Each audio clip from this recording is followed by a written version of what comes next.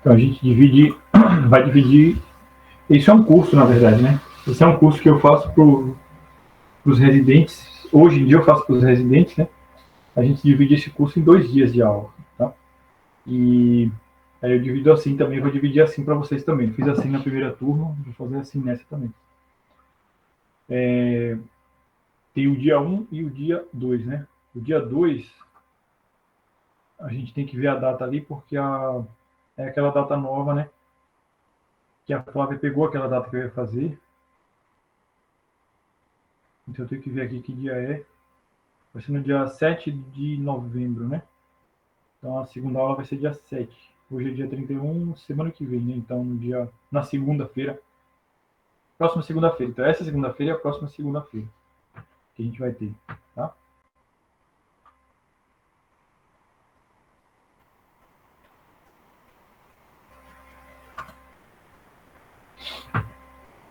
Bom, então eu vou falando aqui vou falando, né? Não sei se vocês estão ouvindo ou se não estão ouvindo, eu vou falando aqui sozinho.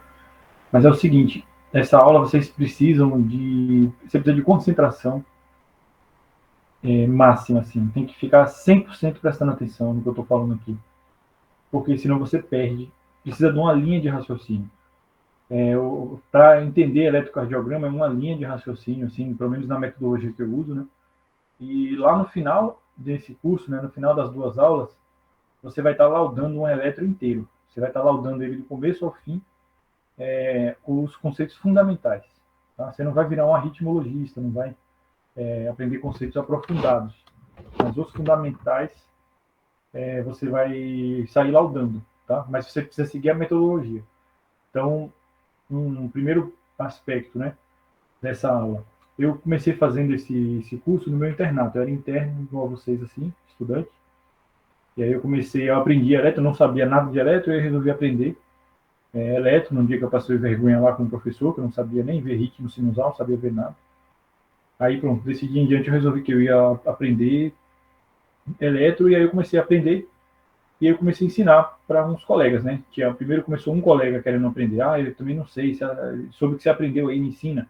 Aí eu sentava com a pessoa numa folha de papel e ensinava para ela os conceitos, aí a gente laudava 10 eletros, 5, 10 eletros ali, e a pessoa saía sabendo. Aí iam pedindo, né? Aí juntava 2 pessoas, que dia você tem aí? Que dia você está de plantão na enfermaria à tarde, né? De sobreaviso como interno lá, né? Que a gente tinha esses plantões assim à tarde também. Para você ensinar para a gente. Aí juntava um grupo ali de 3 pessoas, por exemplo. Aí daqui a pouco tinha um grupo de 5. Aí quando eu rodava em algum lugar que tinha residente, às vezes os residentes queriam também aprender, né? Porque não sabia residente clínico. Aí eu ia ensinando. E eu comecei ensinando com umas imagens. Depois essas imagens começaram a virar uns slides, né? Aí depois desses slides surgiu esse curso. Eu comecei a fazer esse curso, eu faço ele desde o meu internato. Então já tem uns anos aí fazendo. E, e é dessa forma que eu fiz, é a forma que eu ensino a fazer, porque é a forma que eu acho que a pessoa aprende, né? Se eu aprendi, não é difícil de aprender, tá? Qualquer pessoa pode aprender. Então, se você seguir esse método, seguir a mesma sequência, você chega também no onde eu cheguei, que é aprender a olhar o eletro básico, tá? Então, como é que você vai fazer isso? Você tem que pegar aí onde você está 2 folhas de papel, 1 ou 2 folhas de papel em branco, para você copiar os conceitos. Você precisa ir copiando os conceitos, tá? Como eu não estou vendo a cara de vocês, vocês não falam nada, eu vou falando eles e eu vou dar um tempo para vocês irem copiando. Não tem muito jeito de ser de outra forma, sem ser vocês só a Cristela que está ali na câmera, mas ninguém mais. E aí, para vocês aprenderem o conceito, né? Por exemplo, vou dar critério lá de sobrecarga de ato. Para eu dar esse critério de sobrecarga atrial, eu vou falar para vocês aqui na tela como vocês têm que copiar esse conceito aí no papel. Para você pegar no papel. E depois, no final do curso, você vai ter um papel com todos os conceitos, todos os critérios, né? E a partir de todos esses critérios, você vai ter um resumo para você. Aí você vai poder laudar todos os elétrons, tá? Então, aí depois você vai pegar esse resumo com todos os conceitos e você vai laudar pelo menos uns 20, 30 elétrons.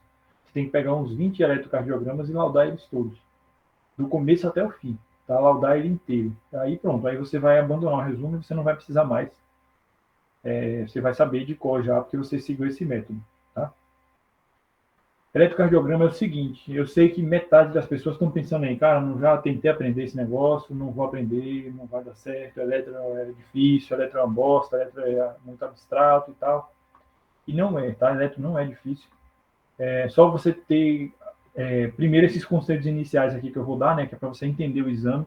Você entendendo o exame, você pega o laudo, tá? Você precisa entender a lógica do exame primeiro. Para você entender essa lógica, a primeira coisa é o seguinte, ó, você tem que saber que você vai saber elétrica. Tá? Quem inventou o eletrocardiograma foi um ser humano. E os outros seres humanos já sabem eletrocardiograma. Você é um ser humano. Então você tem um cérebro igual dos outros, você pega eletro também, tá? Então não desista de pegar eletro. Vai fundo e tenta pegar os conceitos, tenta ir decorando eles, os laudos, as fórmulas, os critérios, né, do laudo, e tenta entender, sempre voltar para entender o conceito, né, fundamental por trás daquele critério, e você pega o laudo do eletro, assim como os outros pegam também. Tá? Não é difícil, certo? Então tem que entrar com confiança aí na situação e fazer seu resumo e depois seguir e fazer os 10 ou 20 laudos aí pelo menos, tá? No outro grupo eu mandei os slides e mandei nos slides tem, né, alguns eletrocardiogramas já, e aí você vai laudando aqueles eletros ali, depois a gente pode tirar dúvida também, tá? Eu não fiquei fazendo, com os residentes eu faço um pouco mais demorado, que com eles a gente pega e lauda os 20 eletros junto assim, aí demora bastante, mas eu não vou fazer isso com vocês, porque vocês estão numa outra fase. Eu acho que vocês têm que pegar isso e fazer, tá? Na situação de vocês. Quem fizer residência aí depois, a gente vai fazer isso aí de novo na residência, tá? Já é uma outra fase, tá? Mas agora é para vocês aprenderem os conceitos. Beleza? Então, no primeiro dia hoje, né, a gente vai ver os conceitos iniciais, que é a parte mais importante. Se você entender os conceitos iniciais, entender a lógica do exame, você entende o resto todo, tá? Aí a gente vai falar das ondas P, do intervalo PR e do QRS. Aí no dia 2 a gente vai ver uma outra metade aí da situação, tá? Então a gente vai primeiro entender o exame, entender os conceitos iniciais, aí precisa prestar atenção para pegar esse negócio aqui, tá? Então pega a sua folha de papel em branco e vai anotando, eu vou falar para você quando você precisa anotar as coisas. E vai anotando também o que você achar que precisa depois rever dentro do seu resumo, tá? Bom, a gente tem o coração da gente fica nessa posição, né, no peito, virado para esse lado esquerdo, né, a ponta do coração fica virada aqui para o lado esquerdo. Isso é importante porque esse eixo aqui, vocês olham o meu mouse aqui na tela, quando eu mexo meu mouse? Sim, prof, você só poderia aumentar o zoom, por favor? É porque essa tela aqui não... Essa tela minha... Deixa eu ver aqui uma coisa.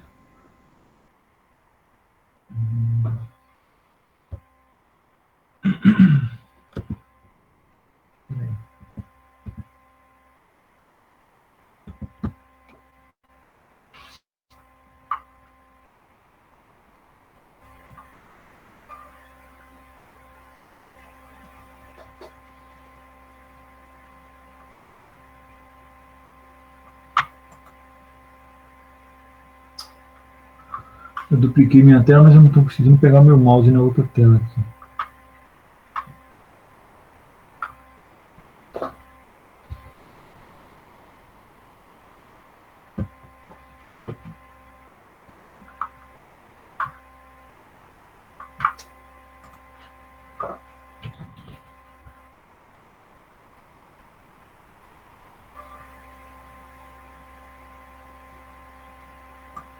Puxa vida.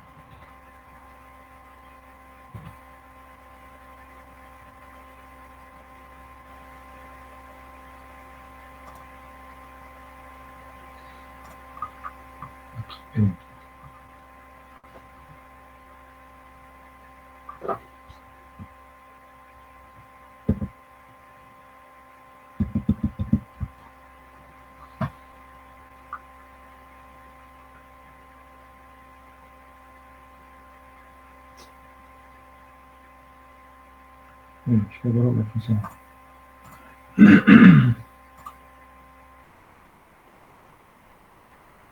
Vê se ficou maior.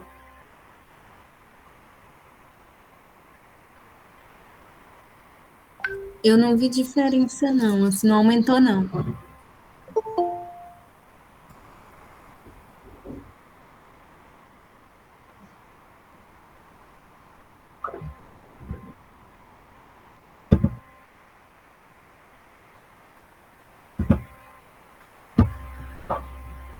Ô, professor, qualquer coisa a gente aumenta aqui também.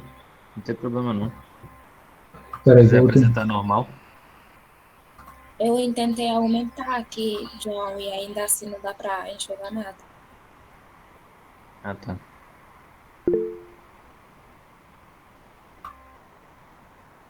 Você sabe onde é que configura o negócio de duas telas aqui? Onde é que configura isso? Peraí.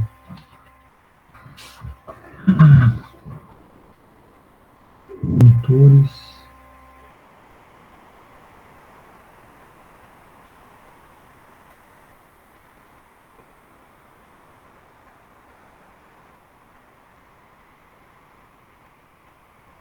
Aqui, achei.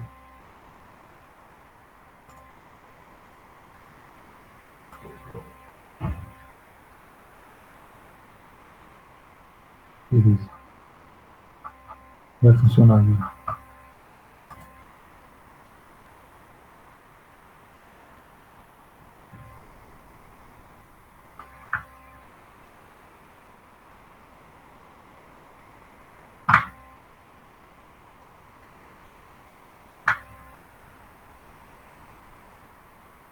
Caramba, mano, tô na posição estranha o monitor aqui. Tá que pariu, tecnologia. Professor, a gente já tem esses slides já no grupo? Nesse grupo 3 ou 4, acho que não. Ah, tá. Porque senão o pessoal poderia abrir em casa, né? Daí Não, calma aí que eu consigo já, só um pouquinho. 1, 2. Clicar. Pronto. Aí, agora eu consegui.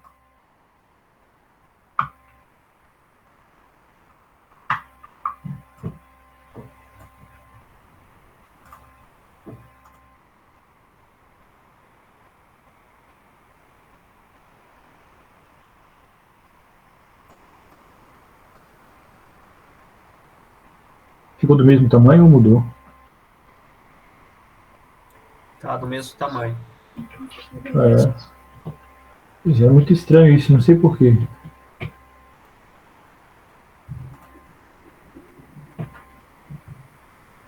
Fica pequeno aí na tela de vocês aí?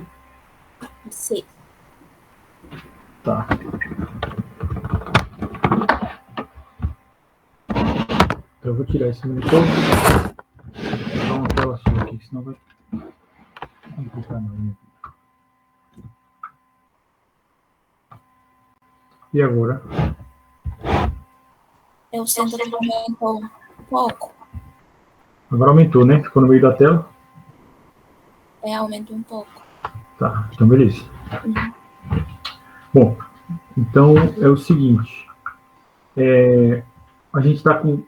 Esse é o máximo que aumenta, tá? Aqui está na minha tela inteira. Eu girei a outra tela que estava me atrapalhando. Estou com a tela normal aqui. Aí é o seguinte. A gente tem o coração nessa posição, certo? A ponta do coração nosso fica aqui para a esquerda, no nosso corpo, né? Mais ou menos ali na direção do que a gente chama de ictus, né? Que é onde a gente palpa o ictus. E a gente tem um coração... ele funciona... Aí vocês têm que estudar a fisiologia também, tá? O funcionamento dele a partir de estímulo elétrico, né? O coração dá impulsos elétricos e daí ele começa a despolarizar para contrair o músculo, tá? A despolarização ela começa pelo nódo sinatrial, que é esse nódo aqui, tá? Que a gente chama de nódo sinatrial, que é o que dá o ritmo sinusal. Ele fica lá na aurícula direita do átrio, fica na aurícula do átrio direito, né? E ele começa a dar o estímulo cardíaco aqui, por aqui, aí primeiro os átrios despolarizam, né? Depois os ventrículos despolarizam, tá? Então primeiro uma coisa, depois a outra, e a gente vai ter que retomar isso aqui várias vezes para explicar para vocês a questão dos eixos, a onda P, tudo parte do funcionamento, de como funciona o exame, né? Todos os conceitos para você olhar o eletro partem dos conceitos de como funciona o eletrocardiograma, o que é o eletrocardiograma e como ele funciona, né? Que a gente vai explicar. A posição do coração no corpo da pessoa, tá? E o funcionamento do coração a partir despolarização, começando pelo nódulo sinoatrial. Sendo que outras regiões do coração também podem assumir o ritmo cardíaco a depender da condição clínica do paciente. Tá? Aí é o seguinte, ó, o exame, como é que ele é feito, né? Primeira coisa, o que é o eletrocardiograma? O que é o eletro? O eletro é um exame complementar que vai fazer fotografias da atividade elétrica do coração em diferentes ângulos, por diferentes ângulos, tá? Então, a gente coloca eletrodos nos braços da pessoa e nas pernas. Então, a pessoa coloca aqui, a enfermagem, quando roda, né, coloca esses eletrodos aqui no braço direito, braço esquerdo, perna esquerda. A perna direita fica como terra, eles colocam o eletrodo aqui, mas é o terra. Então, é basicamente um no braço direito, um no braço esquerdo e um na perna esquerda. E aí, eles vão desligando cada um desses eletrodos, e a partir de desligar cada um deles, o exame começa a fazer fotografias em direções diferentes. Então, aqui, ó, por exemplo, D1, eu desliguei aqui a perna, o eletrodo da perna, a máquina desliga isso na hora de rodar, tá? Quando você dá o play lá, que ela começa a rodar, ele começa a desligar cada um deles para fazer as derivações. Então, cada derivação do exame, cada derivação do eletrocardiograma, é um eletrodo desse ou dois desligados. Então, por exemplo, se eu desligar o da perna, ele faz um eletrodo aqui, que a parte negativa é no braço direito, a parte positiva no braço esquerdo. Então, ele faz a derivação chamada D1. Tá? D1 é uma derivação que fica nessa direção para cá, para a esquerda, para o braço esquerdo. Então, o que é isso? O exame ele vai ler a atividade elétrica do coração nessa direção, tá? Da direita para a esquerda. Ele vai fazer uma fotografia da atividade elétrica do coração nessa direção. Tá? Aí, quando ele desliga do lado esquerdo, ele forma esse eletrodo aqui chamado D3, que fica nessa direção aqui. Ele vai fazer uma fotografia da atividade elétrica do coração nessa direção. Tá? Professor, Sim. O professor disse que ali é D3, é D2, né? D2, D2 aqui, D3 aqui é D2. Aí, quando ele vai desligando cada um dos eletrodos, né, vai fazendo fotos em direções diferentes. Então, aqui D2, aqui D3, aí depois ele desliga 2, faz só AVR, só AVL, só AVF, tá? Aí vocês vão entender já o nome dessas derivações aqui, mas o que é que eu preciso que vocês entendam aqui?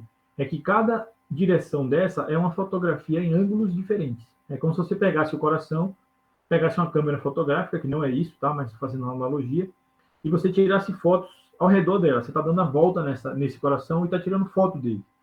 Está tirando fotos arrodeando o coração, fazendo uma volta nele, e cada ângulo desse você pega uma foto, tá? Só que essa foto, na verdade, ela é da atividade elétrica. Ela não é da estrutura do coração, nem do tamanho, nem do visual, nada. É uma fotografia da atividade elétrica. O coração, ele tem uma atividade elétrica. Ele tem vetores dentro dele, tá? E cada vez que você tira uma foto da atividade elétrica dessa, você vai ver as ondas em formatos diferentes, tá? Esses 6 derivações aqui que eu mostrei agora, essas 6, elas vão formar esse eixo aqui, ó. Tá? Que é o eixo do plano frontal. Esse é o eixo do plano frontal. Que eu comecei a tirar essas fotos aqui, nesse plano aqui, tá? Então, olha como é que é. D1 eu tirei uma foto nessa direção, então D1 vai ficar aqui, ó. Depois, já vocês vão desenhar isso aqui, tá? No papel aí de vocês, vai ficar desenhada a rosa dos ventos. Mas, ó, D1 tirou para cá. AVF para baixo. D2, D3, AVL, AVR. Então, eu estou tirando várias fotos do coração em direções diferentes, tá? Por que isso, né? Porque, veja só, eu tenho aqui o nódulo sinoatrial aqui, na aurícula ali do átrio direito. O eixo do coração, ele é para cá, para essa ponta aqui, ó. Esse é o eixo fisiológico. O vetor fisiológico do coração, ele aponta para cá, tá? No coração normal, né? Então, essa é a direção onde vai ter mais atividade elétrica. Se eu tirar foto em todas as direções, olhando todas as direções, a direção que mais vai ter atividade elétrica é essa direção aqui, ó. Certo? Que coincide mais ou menos com D2. D2 é a direção que mais coincide com o vetor resultante de toda a atividade elétrica do coração. Certo? Por isso que a gente faz o elétrico com 12 derivações e faz um D2 longo. Que a gente vai olhar um monte de coisa aqui em D2. Várias coisas que a gente vai começar a olhar no elétrico, para procurar as alterações, a gente vai olhar em D2. Por quê? Porque D2 coincide aqui com esse eixo elétrico do coração. Então, esse é um plano, tá? Eu fiz as fotos do coração aí nesse plano. Aí depois eu faço nesse outro plano aqui, ó, que é o plano horizontal.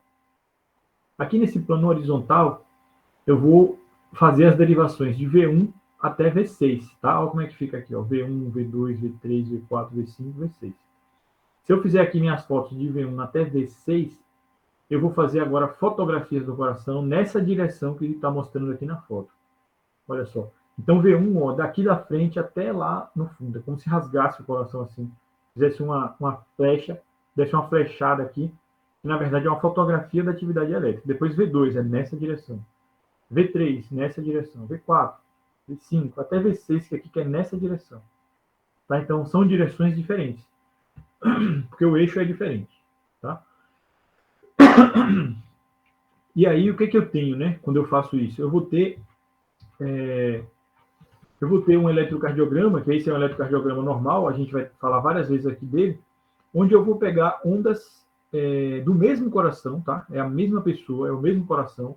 Todas essas ondas aqui, todas elas são do mesmo coração, da mesma pessoa, só que eu estou fazendo fotografias em direções diferentes. Por isso que as ondas ficam maiores e menores, nas derivações diferentes. Por exemplo, vamos dar um exemplo aqui, ó. D2, que eu mostrei para vocês, D2 está aqui e está aqui também, tá? D2 longo aqui, ó. O D2, se eu pegar aqui, aqui é a atividade atrial e a atividade ventricular. Eu vou mostrar para vocês a diferença entre elas, já já. Mas o D2 fica todo positivo aqui, num coração normal. Por quê? Porque toda a atividade elétrica está vindo nessa direção aqui. E aí fica tudo positivo, porque está na mesma direção. Estou olhando na mesma direção do que está indo a atividade elétrica. Agora, a VR, aqui D2 está para cá, tá? Agora, a VR fica para trás. Toda vez que eu pegar aqui uma coisa que está para trás da atividade elétrica, vai ficar negativo as ondas, tá? E é por isso que a VR fica negativa. Então, assim que a gente vai interpretar o exame, certo? Eu já vou explicar tudo isso que eu falei, vou explicar de novo. Essa primeira parte é só para vocês entenderem a lógica do exame, o que é o eletrocardiograma. Beleza? O que é, em resumo, é um exame que fotografa, faz uma foto da atividade elétrica do coração em diferentes direções, tá? A partir de diferentes ângulos. Beleza? E aí a gente tem o seguinte aqui, ó, o outro conceito, né? Deixa eu passar aqui. Onde é que eu ia falar dele? Aqui, ó. Então a gente tem um outro conceito também, ó, que são esses eventos cardíacos aqui. Esses são os eventos cardíacos representados através das ondas do eletrocardiograma, tá?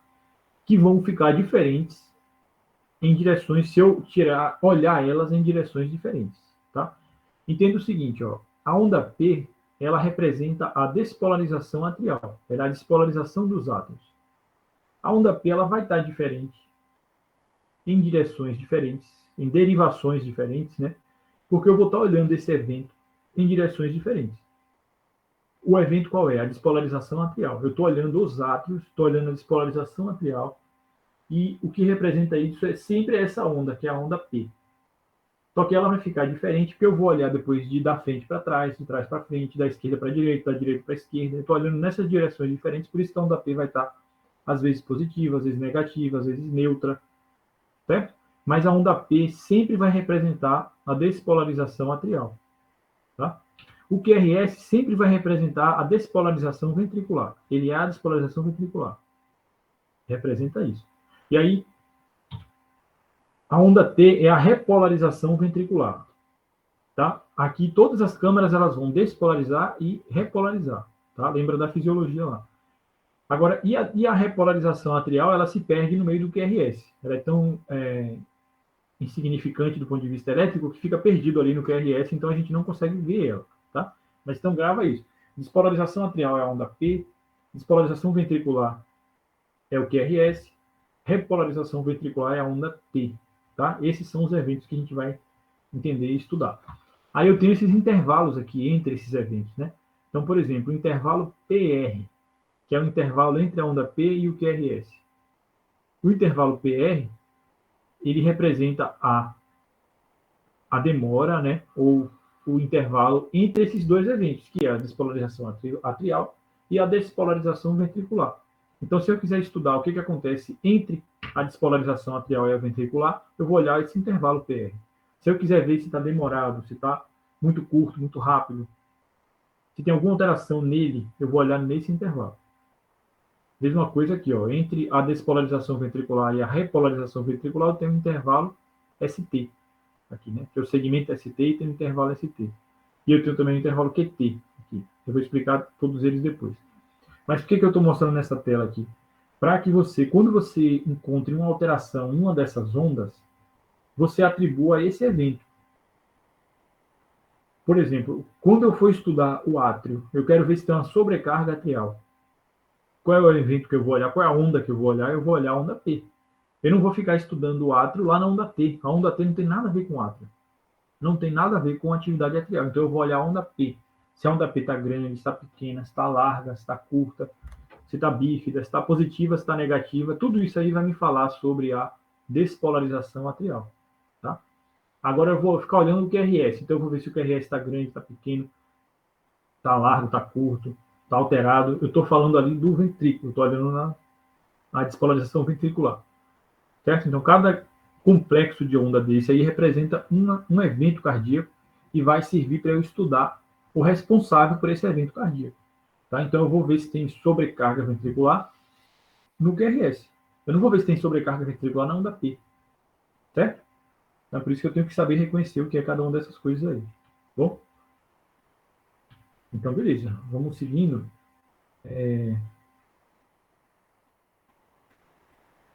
E aí, um outro conceito importante é o seguinte, ó. O que são as ondas, né? Então, eu tenho que saber, dentro do QRS, o que são cada uma delas. Eu já sei que aqui é a onda P, eu já sei que isso aqui é a onda T, tá? Agora, o que é o QRS? Né? O QRS que representa a despolarização ventricular.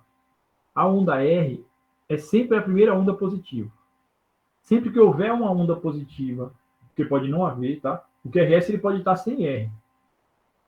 Certo? O QRS pode estar sem alguma dessas ondas aí. Ou pode ter todas elas. Depende de onde ele vai estar. Toda vez que eu tiver uma primeira onda positiva, eu vou ter a onda R, tá? Toda onda positiva eu vou chamar de onda R. Principalmente a primeira, né? Porque as outras, depois da onda R, eu vou chamar de R'. Mas a primeira eu vou chamar sempre de onda R. Agora, toda onda negativa depois da onda R, eu vou chamar de onda S. Sempre depois da onda R, tá? Mas se essa onda negativa vier antes da onda R, eu chamo ela de onda Q. Certo? Então, por exemplo, vamos exercitar aqui nesse eletro normal, ó. Esse eletro aqui, por exemplo, eu tenho aqui uma onda positiva. Essa onda positiva aqui é a onda R. Certo? Mas eu tenho uma pequena ondinha aqui, ó. Eu tenho uma espícula aqui que desce aqui antes da onda R, que é o que eu chamo de onda Q. Eu tenho aqui uma onda Q, que é bem pequenininha. Tá?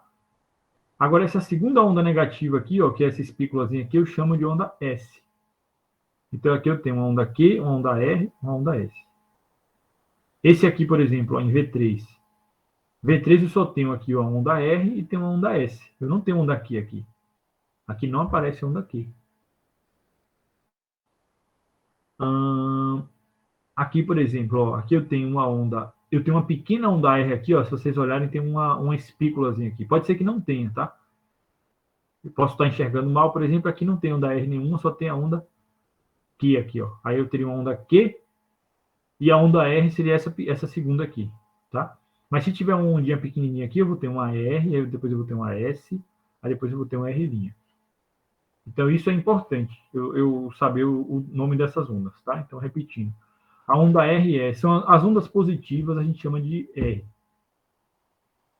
As ondas negativas podem ser S ou Q. Se a onda negativa vier após a onda R, eu chamo de S. Se a onda negativa vier antes da onda R, eu chamo de onda Q. Tá? O outro conceito é o seguinte, ó. O outro conceito é o seguinte. Eu tenho aqui a linha de base. Deixa eu achar aqui. Um outro conceito fundamental que é, eu tenho aqui a minha linha de base, que é essa linha horizontal aqui. Toda vez que a onda que eu estou olhando, ela estiver para cima, ela estiver acima da linha de base, significa que esse evento aqui, elétrico, ele estava acontecendo na mesma direção dessa derivação. toda vez que ele vier para baixo, que eu tiver uma onda aqui, ó, igual essa aqui, essa onda S aqui em V1 para baixo, significa que esse evento cardíaco estava acontecendo na direção oposta, ou numa direção diferente, contrária, né, a essa derivação. Tá? Mas quais são as direções das derivações? São essas que eu mostrei aqui. Ó. Eu tenho a rosa dos ventos, né, então eu tenho essas direções aqui, vocês já vão copiar essa rosa dos ventos aqui. E aí D2, por exemplo, ó, D2 está aqui nessa direção, vindo para cá. Se eu tiver um evento que está vindo nessa direção aqui, eu vou ter D2 positivo. Esse evento vai estar positivo em D2. Tá? Então, por exemplo, se a despolarização atrial acontecer nessa direção, em D2, a onda P vai estar positiva. Se a despolarização ventricular acontecer nessa direção aqui também, o QRS em D2 vai estar positivo. Agora, o contrário, ó. Se eu tiver a despolarização atrial acontecendo nessa direção aqui, em AVR, que está ao contrário, a VR está ao contrário desse evento aqui, a onda P vai estar negativa, porque está ao contrário. Certo? Então, todo evento que tiver na mesma direção da derivação, ele vai estar positivo, a onda vai estar positiva no elétron. Toda vez que o evento estiver numa direção contrária, vai estar negativo.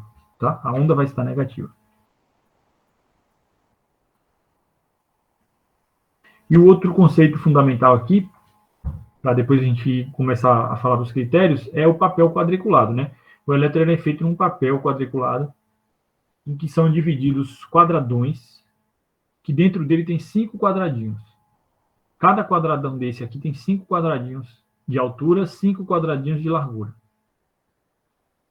E cada quadradão desse, ele tem de largura aqui, ó, 5 milímetros. O papel ele é milimetrado, já para facilitar a compreensão e a análise. Tá? O papel é milimetrado.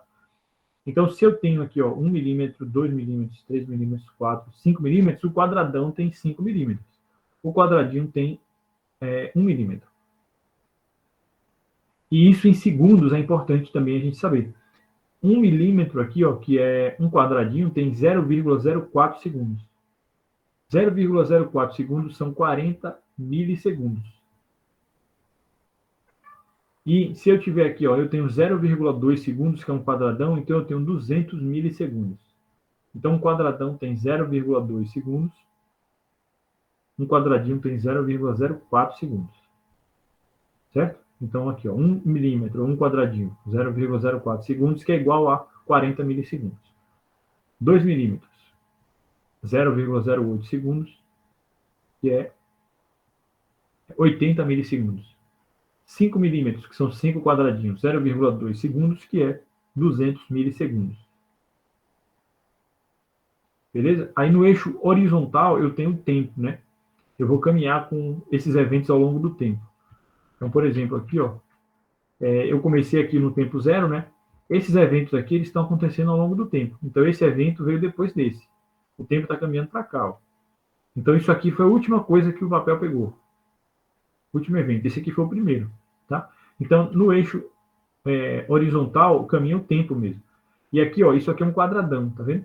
Aqui dentro dele tem 5 quadradinhos aqui, ó, dentro desse quadradão, tá? Então, no eixo horizontal eu tenho tempo e no eixo vertical eu tenho a milimetragem, que é a voltagem. Eu tenho a voltagem. Então, o que é importante? Por que isso é importante? Quanto maior a amplitude de um evento, maior é a intensidade dele aí, nessa condição, tá? Ou seja, mais voltagem tem relacionado àquele evento. Então, se eu tiver um ventrículo bem grande, um ventrículo hipertrofiado, com sobrecarga, eu vou ter um QRS maior na direção que o QRS estiver vendo aquele evento, né? Na derivação que estiver na mesma direção. Então, eu vou ter um QRS grandão. Se eu tiver um QRS menor, vai ser menor. Por isso que a onda P é bem menor do que o QRS. Por quê? Porque os átrios são menores que o ventrículo. Então, os eventos da despolarização atrial eles têm uma voltagem bem menor do que a voltagem dos ventrículos. Então, quanto maior o evento, mais volts, mais voltagem tem relacionado àquele evento e é mais intenso. Tá?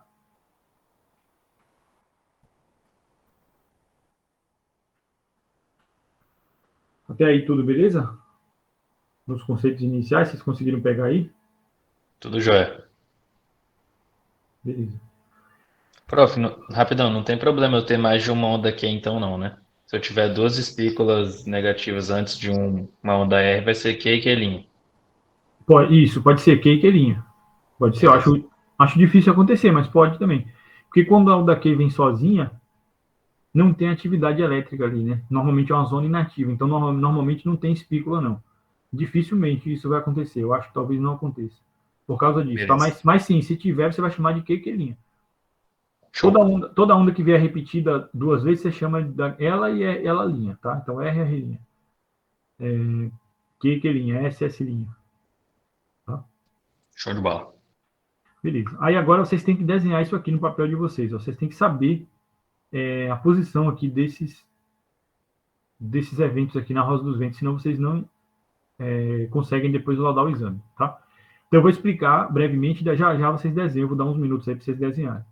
Eu vou explicar aqui o seguinte, ó, é um círculo, né, em que a cada seta dessa, ela está indo numa direção, então ela tem uma ponta e tem um rabo, né?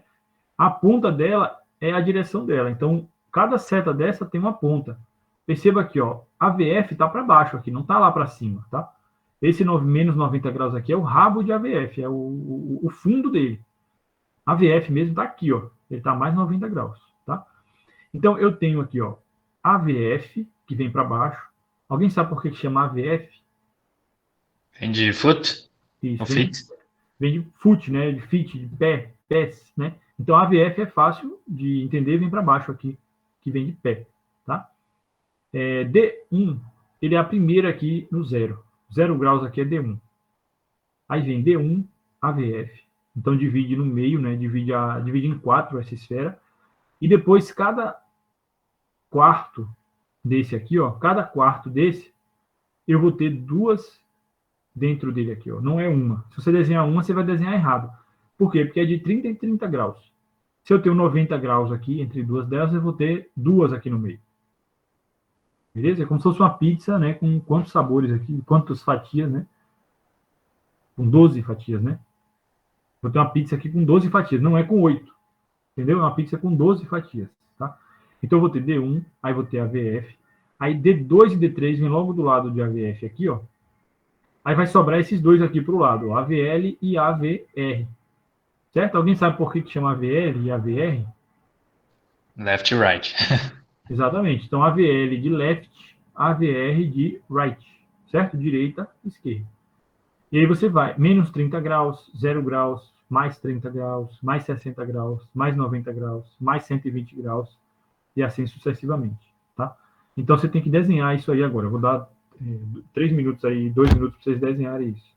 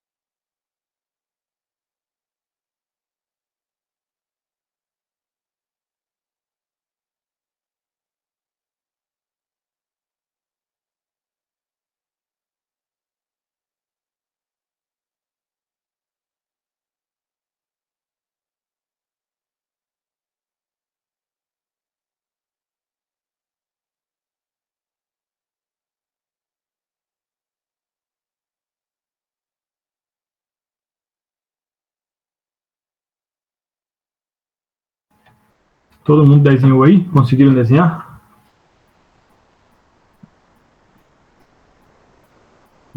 As primeiras vezes sai meio torto mesmo. Depois você vai melhorando o desenho, tá? E você precisa saber desenhar isso aí depois para ver o eixo do coração, tá? Para você encontrar o eixo, você tem que saber esse negócio. Aí você vê que tem alguém estudando eletro na enfermaria, quando o fundo dos elétrons está tudo riscado com essa roda dos ventos. A pessoa está tentando laudar, não está conseguindo, ela vira o eletro ao contrário, risca e desenha essa roda dos ventos, ela ajuda a lembrar as coisas. Aí você vê, tem uma pessoa aqui aprendendo eletro. É igual o Clube da Luta. Passou por ali, depois fica, ó, beleza. Passou alguém do Clube da Luta ali, alguém está aprendendo eletro. Vocês sabem porque tem alguém riscando lá. Tá? Bom, beleza. Então, o que a gente vai fazer agora? Tá? A gente vai estudar os eventos. Cada evento desse, a gente vai estudar eles. Tá? Para a gente entender os critérios que você precisa ver ali. Começando aí da esquerda para a direita. Tá? Começando pela onda P, então. A gente vai estudar a questão dos átrios aí. Tá? O que a gente vai estudar? Principalmente a posição do lugar onde está saindo a despolarização atrial, né? Que é o que a gente chama de ritmo. Que, na verdade, eu só vou mostrar a vocês agora, nessa primeira aula, o que é o ritmo sinusal. E os outros ritmos eu vou mostrar lá na segunda aula, no final da segunda aula. Tá? E a gente vai estudar sobrecargas atriais. Certo? Então, a primeira pergunta é a seguinte. O átrio, ele despolariza em qual direção? Né? Ele despolariza nessa direção aqui do coração também. Porque o nó do sino atrial está aqui, ó, nessa bolinha vermelha aqui. Ó. Então, ele, quando solta a despolarização para cá, os átrios vão despolarizar nessa direção aqui. Primeiro o esquerdo, depois o direito. E nessa direção de D2. Então, a onda P, que é a onda que representa esse evento, né, da despolarização atrial, ela vai estar positiva aqui, nessas derivações, tá? Esse risco vermelho aqui é para mostrar o seguinte, que todas as derivações estão mais ou menos para essa direção aqui, ó. Menos a VR, que está lá para trás. Certo? A VR que está pela culatra lá. Mesma coisa essa aqui, ó. A derivação V1, tá? V1 está aqui, ó. V2 está aqui. E aí depois vai lá, V3, V4, V5, V6. V6 que está lá, V5 e V6, eles estão mais próximos aqui da ponta do coração, no sentido da direção, tá? V1 não, V1 também está para trás. V1 igual a VR também está para trás. Então, algumas coisas que são positivas em todas as derivações vão ser negativas ali em D1 e em V1. Desculpa, em AVR e em V1, tá? Por exemplo, a onda P, ela é positiva em quase todas as derivações, ó. Olha só, D1, D2, AVF, D3, tá vendo? V2, V3, de V3 até para frente a onda P é positiva em todas, menos nessas duas aqui, ó. Aqui a onda P tem uma parte negativa aqui, eu vou mostrar para vocês. Ela se divide, uma parte positiva e uma parte negativa em V1. E em AVR ela vai estar toda negativa, a onda P. Por quê? Porque essas derivações estão na direção contrária da despolarização atrial, que é a onda P. Tá? Mesma coisa o QRS. Ó. O QRS está positivo em todas as derivações. Praticamente todas, né? Quando é que ele começa negativo aqui, ó? Depende também do eixo do coração, né? Normalmente, mas ele vai sempre estar negativo nessas duas aqui, ó. AVR e V1. AVR e V1 sempre o QRS vai estar bem negativo. Por quê? Porque AVR e V1 estão ao contrário, na direção contrária desse evento aqui que o QRS representa, que é a despolarização ventricular. Mesma coisa a onda T. A onda T, que é a repolarização ventricular, também é a mesma coisa. Certo? Então, pensando aí na onda P, então como é que eu sei que eu tenho um ritmo sinusal, então? Como é que eu sei que eu tenho um ritmo sinusal? Quando em D2 eu tenho uma onda P positiva. Eu vou ter ela positiva em D1, AVF e D2. Tá? Aqui está escrito D1 e AVF, mas D2 está no meio deles. Então, se eu tiver a onda P positiva em D1, D2 e AVF, eu sei que o átrio está despolarizando nessa direção. Então, já é um grande indício de que o ritmo está saindo do nó do sino atrial. Para eu dizer que um ritmo é sinusal, ele tem que estar saindo do nó do sino atrial. E como é que eu confirmo isso ainda mais, né? Todas as ondas P são seguidas por QRS. Eu tenho uma onda P QRS, onda P QRS. O que é que isso significa quando a onda P está seguida sempre por um QRS? Significa que toda vez que o átrio despolarizou, ou seja, apareceu uma onda P, na sequência o ventrículo despolarizou. Apareceu um QRS. Então eu sei que o ritmo está vindo lá de cima do nó sinusal e que está fisiológico. Tá? E a outra motivo é esse RR irregular. RR irregular, RR é o quê? A distância entre um R e outro R. R, no caso, é uma onda aleatória aqui do QRS. Podia ser QQ, Podia ser SS também, tá? A gente chama de RR para facilitar, porque é a onda que sai para cima ali, né? É a ponta do QRS ali para cima, é o mais fácil de você ver para você fazer sua amarração ali. Então, toda vez que eu tiver aqui, eu tenho um R, aqui eu tenho outro R. Então, essa distância aqui, RR, é igual a essa, é igual a essa, é igual a essa, é igual a essa. Então, eu tenho RR regular, tá? É isso que eu chamo. Então, se eu tenho RR regular... Professor, se não fosse regular, aí talvez podia identificar arritmia, por exemplo. Exatamente, exatamente. Se tivesse irregular, aí eu vou identificar, esse ritmo não é sinusal, é o outro ritmo. Então, eu vou descobrir depois qual é. Isso vai ser na segunda aula, mas já sei que não é sinusal, tá? É isso aí que você falou, exatamente. Então, se RR é regular, significa que não tem arritmia, não, tá rítmico. Agora, é para pegar o conceito do que é o mais fisiológico possível, é o ritmo sinusal, que é RR regular, como o colega disse aí, não tem uma arritmia, né? As ondas P todas são seguidas do QRS, ou seja, eu não tenho um bloqueio entre o átrio e o ventrículo, que eu já vou explicar na sequência. E a onda P ela é positiva em D1, D2 e AVF. Ela sendo positiva em D1, D2 e AVF, ela está positiva aqui nessa direção. Ó. Nessa direção, que é a direção do coração. Então, ou seja, o átrio está despolarizando nessa direção aqui para baixo. Dessa seta verde aqui, tá? Desse raio verde aí. Beleza? Então, todo mundo copia aí. O que é um ritmo sinusal, né? Copia isso aí.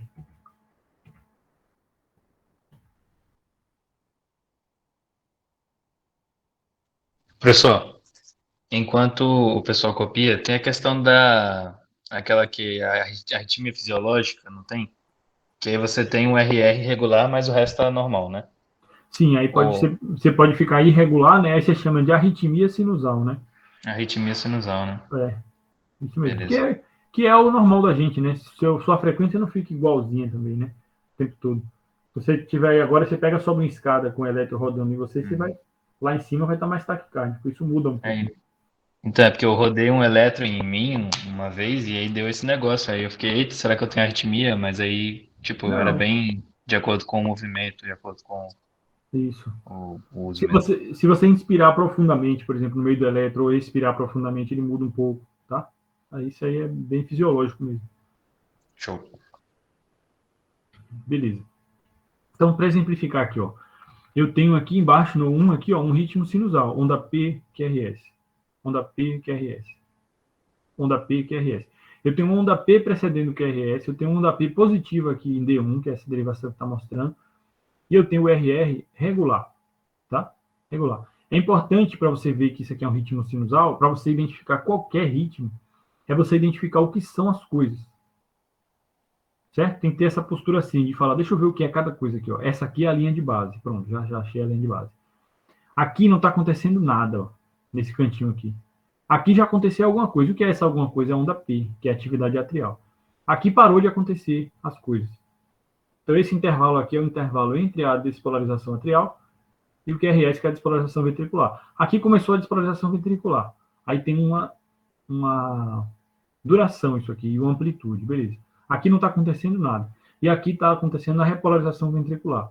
E aqui voltou a não acontecer nada. Tá? Esse não está acontecendo nada é muito importante. Porque significa que não tem evento nenhum ali. Não ter evento nenhum é importante para o coração. Tá? É o fisiológico. Não ter evento nenhum significa que a linha de base descansou ali. Não tem nenhuma atividade de nada. Olha a diferença desse para esse aqui de cima. Ó. Você não encontra momento nenhum em que não está acontecendo nada. Toda vez tem alguma coisa acontecendo aqui nessa linha, certo? Agora vamos discriminar o que está acontecendo aqui cada vez. Isso aqui é um QRS, ó, ou seja, isso aqui é a atividade ventricular.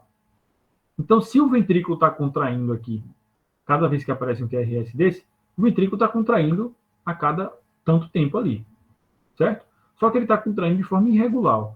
A distância desse R para esse R é maior do que desse para esse, que é menor do que desse para esse aqui, ó, já deu uma espação. Tá? Maior do que esse para esse, então está irregular. Esse ritmo aqui está irregular. O ritmo ventricular, nesse caso aí, está irregular. E a atividade atrial? Como é que está a atividade atrial? Está completamente desorganizada. Ó.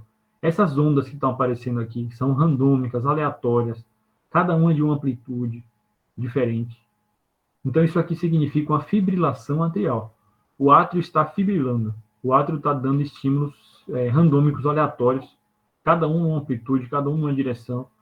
E por isso o ventrículo está recebendo estímulos também em horários aleatórios. Cada vez solta um estímulo para lá, o ventrículo vai lá, contrai, mas não tem uma organização nisso aí, tá? Isso aí que a gente chama de fibrilação atrial. A gente vai voltar a mostrar a diferença entre os ritmos lá no final da segunda aula. Agora aqui é só para entender a diferença do ritmo sinusal para outra coisa, tá? Que nesse caso aí o exemplo é a fibrilação atrial. Mas grave que é o ritmo sinusal, que é o de baixo. Professor, na RFA eu posso ter um intervalo RR regular? Não, sempre vai ser irregular. Sempre vai ser irregular. Você pode ter um ataque cardíaco tão importante que vai parecer que é irregular, mas não é. Sempre vai ser irregular. DFA, tá? Beleza. Então, entendi o que é um ritmo sinusal, agora eu vou entender. Deixa eu entender o que é a sobrecarga atrial, né? Como é que eu vejo que o átrio está sobrecarregado? Então, sempre voltando aos conceitos iniciais, a onda P, que é a onda que representa a despolarização atrial, ela vai estar muito ampla, ela vai estar muito grande. A voltagem dela vai estar muito maior do que o normal. Tá? Vai estar maior do que o normal. É assim que eu vou ver que o átrio está sobrecarregado. Mas como é que eu vou ver isso? Tá? Então, primeiro, eu preciso que vocês olhem aqui essa imagenzinha para entender o que é a onda P. Né? A onda P, na verdade, ela é a junção de duas ondas. A onda P é a junção de uma onda... de duas ondas P, na verdade. Né? Uma onda aqui da despolarização do átrio esquerdo, do átrio direito, desculpa, que vem primeiro, e depois outra do átrio esquerdo, que vem depois. Tá? Lembra que o nódulo sinoatrial ele fica na aurícula do átrio direito. Então, o átrio direito ele vai primeiro receber o estímulo. Ele vai receber o primeiro estímulo, depois que vai vir o átrio esquerdo, para despolarizar. Agora, quando os dois despolarizam juntos, aí eles formam uma onda só, que é a onda P. Então, a onda P, na verdade, ela é a junção das duas, tá? Da do átrio direito e da do átrio esquerdo. E aí, o normal é isso aqui, ó, em D2. É uma ondinha desse tamanho aqui. Qual é o tamanho normal da onda P? Tá? Então, o tamanho normal da onda P, aí vocês têm que anotar isso aí, ela tem que ter até 3 quadradinhos de largura, ou seja, até 120 milissegundos de largura, que são 3 quadradinhos, né? E tem que ter até 2,5 quadradinhos de altura. Até isso é normal. Tá? A onda P está normal. Acima disso, não. Cresceu demais. Aí, então, eu tenho uma sobrecarga atrial. Certo? É assim que a gente vê. Agora, vamos entender como é que eu vejo a sobrecarga do átrio esquerdo e do átrio direito. Tá? Se eu crescer a segunda onda, que é a onda do átrio esquerdo, eu vou crescer a onda P para o lado. Ela vai ficar mais larga. Então, a sobrecarga do átrio esquerdo, eu vou gerar uma onda P com mais de 3 quadradinhos de largura. Essa é a sobrecarga de átrio esquerdo. Onda P com mais de 3 quadradinhos de largura. Se eu crescer a primeira onda aqui, ó, que é a onda do átrio direito, eu vou crescer ela para cima, então ela vai ficar mais alta. Então, a sobrecarga do átrio direito é uma onda P de mais de 2,5 quadradinhos de altura. Tudo no eletrocardiograma, até o final, vocês têm que saber o tamanho normal, e a partir daquele tamanho normal está grande. Então, tem, por exemplo, uma sobrecarga, ou tem um alargamento do processo, tá? Então, você tem que saber o que é o normal. Onda P normal, até 2,5 quadradinhos de altura, até 3 quadradinhos de largura. Sobrecarga do átrio direito.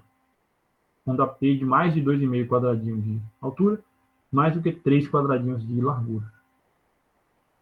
Certo? Professor, pode falar. A sobrecarga, então, ela vai ter um reflexo elétrico e físico? Físico, assim, no sentido do fluxo sanguíneo no átrio? Porque se é elétrico, eu estou aumentando a amplitude no eixo Y, né? E se eu estou aumentando o tempo, quer dizer que também pode ser que a vazão, o fluxo sanguíneo está demorando mais a escoar, alguma coisa assim? Não, nesse caso, eu só posso interpretar que o evento está durando mais tempo. Entendeu? Tá, mas está durando mais tempo, não é porque está tendo uma resistência ao fluxo, não? Não. Aqui a gente não posso falar de fluxo aqui. Não dá, porque aí é mais elaborado. Mas, puxando sua pergunta aí, o que é que eu posso interpretar? Aquele evento está durando mais tempo. Ele está mais longo. Por que ele ficou mais longo? Porque o átrio esquerdo, ele despolariza depois do átrio direito. Então, se ele está sobrecarregado, ele vai levar mais tempo despolarizando, um pouco mais de tempo. E aí a onda P vai ficar mais larga. ela vai demorar mais de acabar. Sim, é só que aí a causa do tempo eu não posso linkar direto com a demora no fluxo, qualquer coisa Não, do tipo, não, né? não posso. Eu só posso dar laudo de sobrecarga no elétron. Não posso falar. Eu não posso nem falar, por exemplo, de hipertrofia. Eu não posso dizer hipertrofia do átrio, porque hipertrofia é um diagnóstico histológico ou ecocardiográfico, no máximo. O elétron eu não posso. O elétron eu só posso falar sobrecarga ou aumento da voltagem, entendeu? Entendi. Não quer dizer que não é, mas eu não posso afirmar, né? Exatamente. Provavelmente tem. Se você complementar lá com outros exames, você vai ver uma alteração do fluxo, vai ver uma alteração do tamanho da câmara, tá? Vai ver alguma coisa lá, do débito dela. Mas aqui, nesse método, eu só posso dizer que tem sobrecarga. Certo? Ok. Importante sua pergunta, porque é o seguinte, o eletrocardiograma, a gente tem que ser um pouco rígido com ele, tem que ser meio tapado, assim. Eu só posso dizer isso, pronto, fim de papo. Eu não posso falar muito mais do que o exame está dando, entendeu? É que eu estava fazendo uma analogia, não sei se tem relação, é que se eu aumento a carga, né, eu vou aumentar o tempo. Se você fizer uma analogia com alguma coisa elétrica, por exemplo, se eu aumento a resistência, eu aumento a corrente. Aí eu vou na parte elétrica que subiu ali no eixo Y, né? E aumentando a resistência, eu aumento o tempo também. E aí eu fui no eixo X aí, que aumentou esse tempo aí. Eu estava fazendo uma analogia, mas não sei se tem muita relação com isso também. Entendi sua analogia. Eu iria dessa forma, tá? Da forma como eu entendo é essa. O evento está demorando mais tempo de acabar. Ele começou e levou mais tempo ele acontecendo. Por isso que a onda ficou mais ampla. Ela ficou maior. E se for o átrio direito, ele vai ficar mais ampla no sentido da voltagem, né? Porque cresceu a primeira onda aqui, ó. Tá? Entendi, tranquilo. Beleza. E aí eu tenho um outro critério aqui, que é o critério de Morris, para ver sobrecarga de átrio esquerdo também, que eu vou deixar para explicar um pouco mais para frente, tá? Não precisa pegar esse aqui agora não, porque vai embolar a cabeça aí agora. Por enquanto é isso aqui, ó, esses dois primeiros que estão em negrito aqui, tá? Sobrecarga de átrio direito, sobrecarga de átrio esquerdo, e o ritmo sinusal também, que vocês já viram, tá? Beleza? Agora, depois do átrio aqui, ó, depois da onda P, a gente vai ver esse intervalo aqui, ó. Tem um intervalo aqui entre a onda P e o QRS, que a gente chama de intervalo PR, tá? A gente chama intervalo PR, mas na verdade deveria ser intervalo PQRS. Ou na verdade deveria ser intervalo começo da PQRS, tá? Mas aí a gente abrevia e chama de intervalo PR. Então, anota aí o que é que significa intervalo PR. Intervalo PR é igual ao intervalo entre o começo da onda P e o começo do QRS.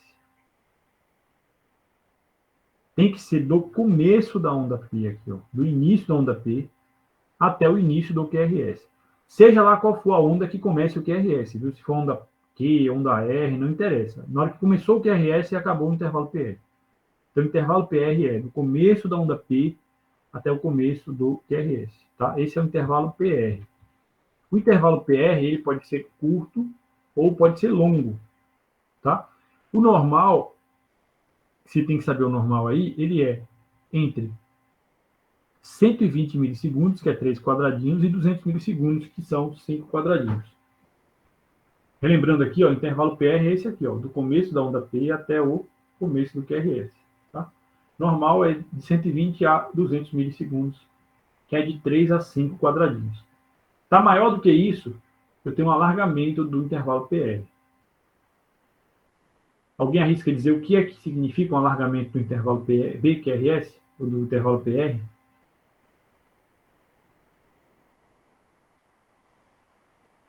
Se a onda P, a despolarização atrial, e o QRS é a despolarização ventricular, eu tenho um aumento do tempo entre esses dois eventos.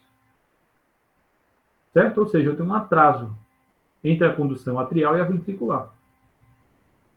Beleza? Então, eu vou ter aí já um tipo de bloqueio atrioventricular, que é o que eu vou mostrar aqui agora. A gente vai mostrar agora os BAVs, tá? São bloqueios atrioventriculares. Só que raciocina antes de entender o BAV, de pegar o BAV, que é o seguinte, ó, raciocina o seguinte, para você pegar todos. Se eu tenho aqui o ritmo, né, o que eu dito o ritmo aqui, que é o nó do sino atrial. Daqui vai sair depois a despolarização atrial, que é a onda P. Depois já viu o QRS.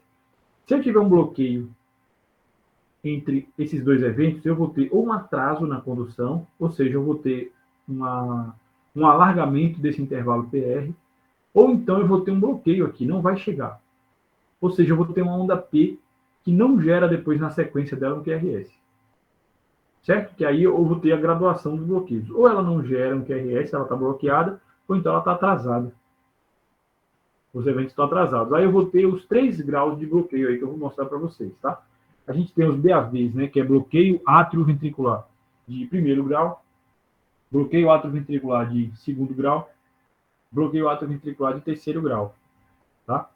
No bloqueio átrio-ventricular de primeiro grau, todas as ondas P geram QRS, mas eu tenho um atraso na condução. Ou seja, eu tenho um alargamento do intervalo PR. E quanto é o intervalo PR normal? É de 3 a 5 quadradinhos. Então, acima de 5 quadradinhos, eu vou ter um atraso de condução. 5 quadradinhos ou 200 milissegundos, tá? Aí eu vou ter um BAV de primeiro grau.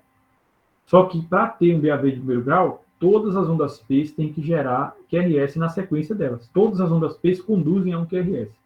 Ou seja, eu não tenho um bloqueio maior do que isso. Tá? Se todas as ondas P não conduzirem QRS, eu vou ter um bloqueio mais do que primeiro grau. Tá? Que é, por exemplo, o caso do segundo e do terceiro grau. No segundo grau, algumas ondas P geram QRS e algumas ondas P não geram QRS. Eu vou ter algumas bloqueadas e algumas conduzindo. E no caso do de terceiro grau, nenhuma onda P gera QRS. Tá? No caso do terceiro grau, eu vou ter nenhuma onda P conduz a um QRS. São ritmos diferentes. Então, vamos explicar cada um desses aí. Começando pelo de primeiro grau, o exemplo é esse aqui, ó. Eu vou ter aqui, ó, estou tendo aqui a onda P, o QRS, e a onda T. Onda P e QRS. Entre a onda P e o QRS, eu tenho esse intervalo aqui, ó, que é o intervalo PR. Esse intervalo PR normal é até 200 milissegundos. Tá? 200 milissegundos é um quadradão, ou 5 quadradinhos. Ó, só aqui já tem um quadradão aqui no meio, ó.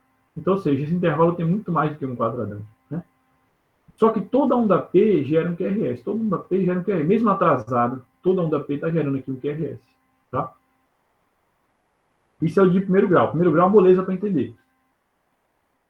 Certo? Agora vamos para o de terceiro grau e a gente volta para o de segundo grau. O de terceiro grau é o seguinte, ó. Nenhuma onda P gera QRS. Eu vou ter as ondas P e eu vou ter os QRS. Mas eu tenho ritmos dissociados entre os átrios e os ventrículos. Certo? Que é o seguinte, que está acontecendo aqui, ó. Eu tenho um bloqueio total, certo? Da condução do átrio para o ventrículo. Então, essas ondas P aqui, ó, elas não estão gerando QRS. Esse QRS que apareceu aqui, eu já vou explicar, mas ele foi coincidência aqui, ó. Eles não estão conversando aqui, o átrio e o ventrículo. O átrio está falando um ritmo, o ventrículo, que não está ouvindo o átrio, está falando o ritmo dele. Senão você ia morrer, a pessoa ia morrer, o paciente. Se o bloqueasse, pronto, acabou. O ventrículo ficasse lá esperando. Não vem sístole, não vou contrair. Não é assim que funciona. Toda vez que eu bloqueio a condução do átrio para o ventrículo, outro lugar do coração vai assumir o ritmo. Sempre outro lugar do coração vai assumir o ritmo. Tá? Sempre. Você, através do elétrico, você tem como ver qual lugar do coração assumiu aquele ritmo. Nesse caso aí, o ventrículo assumiu o ritmo e fez um ritmo ventricular. O ritmo ventricular ele é muito mais lento do que o ritmo atrial. E ele é dissociado nesse caso aí, tá? Mas, voltando ao conceito inicial, aos conceitos iniciais, as ondas continuam representando os mesmos eventos. Então, a onda P continua representando a despolarização atrial. E o QRS continua representando a despolarização ventricular. O que significa que você pode olhar o QRS e você vai ver a atividade ventricular. Você pode olhar a onda P, você está vendo a atividade atrial. Tá? E observe que as atividades, as duas, têm um ritmo organizado. Então, olha só a onda P. Ó. Uma aqui, outra aqui. Tem uma onda P aqui. Só que ela está perdida aqui porque ela distorceu por causa da onda T. Tá? Mas ela está aqui. Aí aqui, ó, outra onda P. Essa outra onda P aqui distorceu por causa do QRS. Outra onda P, onda P, onda P, onda P. Então, olha, essa onda P ela tem um ritmo. Ela tem um ritmo que é o ritmo atrial. Tem até uma frequência aqui organizada. Tá? Só que aí, dissociada a ela, que não tem nada a ver com ela, eu tenho uma outra aqui, que é o ventricular.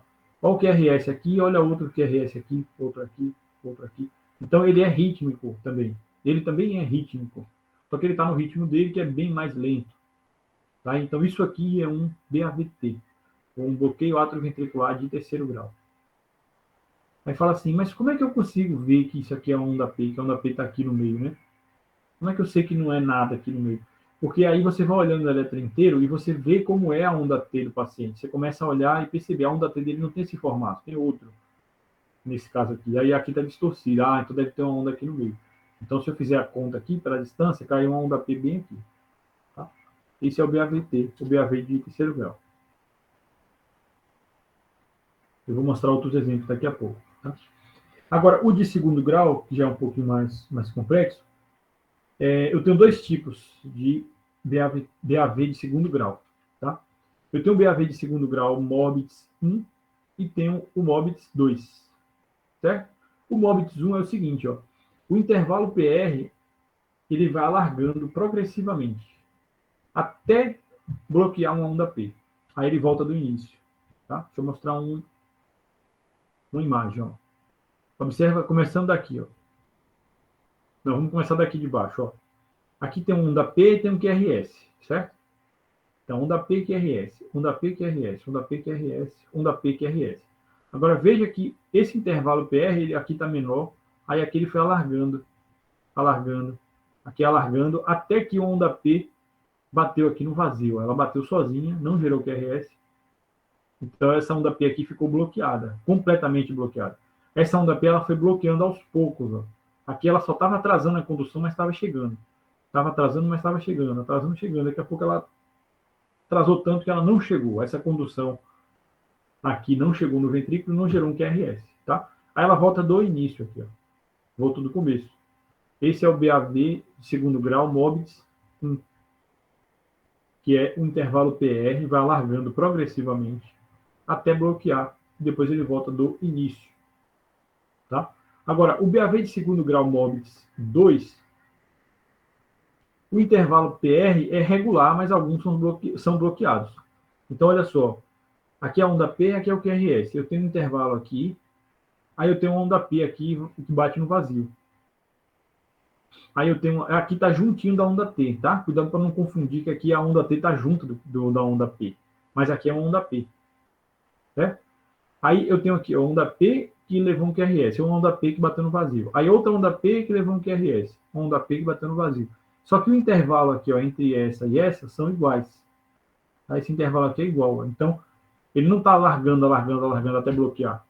Ele conduz um, o outro bloqueia. Conduz um, o outro bloqueia. Então, aí eu tenho um BAV de segundo grau, MOBITS 2, que eu chamo de 2 para 1.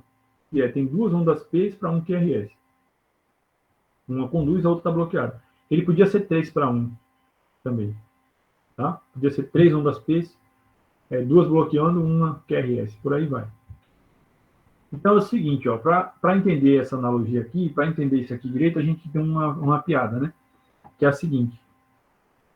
O BAV de primeiro grau, ele é o baiano, tá? Eu sou baiano, tá? Então, se alguém se sentir ofendido, eu estou me ofendendo, mas não é só uma piada.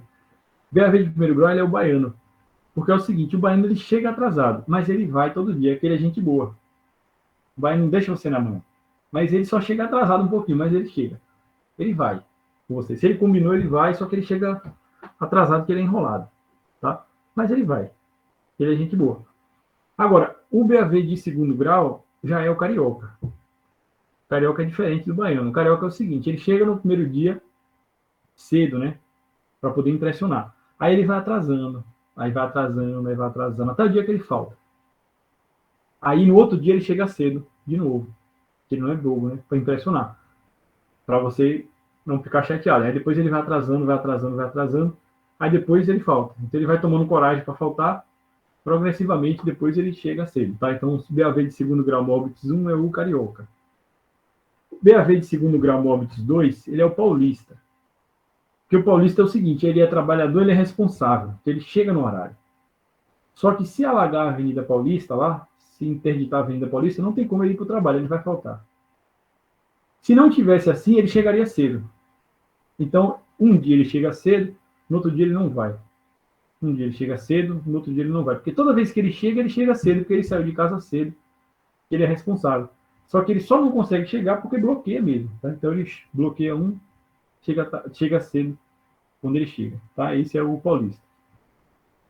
Aí eu estou falando dos residentes, tá? São residentes. O residente baiano, o residente carioca, o residente paulista. E o BAV de terceiro grau é o chefe. Que ele tem o ritmo dele, né? Então o chefe tem o ritmo dele, ele vai na hora que ele quiser, e o residente tem o ritmo dele, vai no dia. O residente tem lá o ritmo dele, né? Que está vindo toda hora. O chefe ele aparece quando ele quiser, né? Então às vezes ele aparece no meio, coincide com o residente, né? O residente está lá. Tem horas que o chefe chega de noite e o residente não está lá. Então esse é o BAV de terceiro grau. Certo? Então esses são os BAVs. Vocês não deram risada aí, mas é engraçado essa piada, tá? Só para gravar, ficar mais na memória aí os BAVs. Professor, Tá. esses BAVs, eles geralmente estão associados com BRE, BRD ou não tem essa associação? Não necessariamente tem associação. Uma coisa é o bloqueio, isso gerou bastante dúvida na outra turma também, tá? Uma coisa é o bloqueio átrio-ventricular. A outra coisa é um bloqueio de ramo, tá? São duas coisas diferentes. O bloqueio de ramo eu vou explicar logo mais ali no final, é o bloqueio dentro do lado da condução do ventrículo. Aí eu tenho um bloqueio de ramo direito, bloqueio de ramo esquerdo, né? Que o colega falou aí, BRD, BRE. Isso é uma coisa, é uma patologia. Essa outra que eu estou mostrando aqui é um bloqueio entre o átrio e o ventrículo, tá? É o bloqueio, é o BAV. Mostrando aqui a estrutura do coração, ó. O BAV, ele está nessa região aqui, ó. O BAV está acontecendo aqui, entre os átrios e os ventrículos, tá? O bloqueio de ramo não, já é aqui embaixo, ó, dentro dos ventrículos.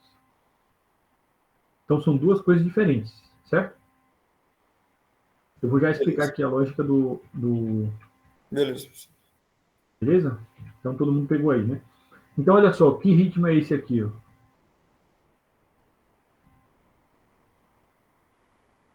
Finge que isso aí é D2, tá? Essa derivação é D2. Sinusal. É um ritmo sinusal, né? Por quê? Tem onda P e depois de cada onda P começa o complexo QRS. Isso aí. E esse aqui?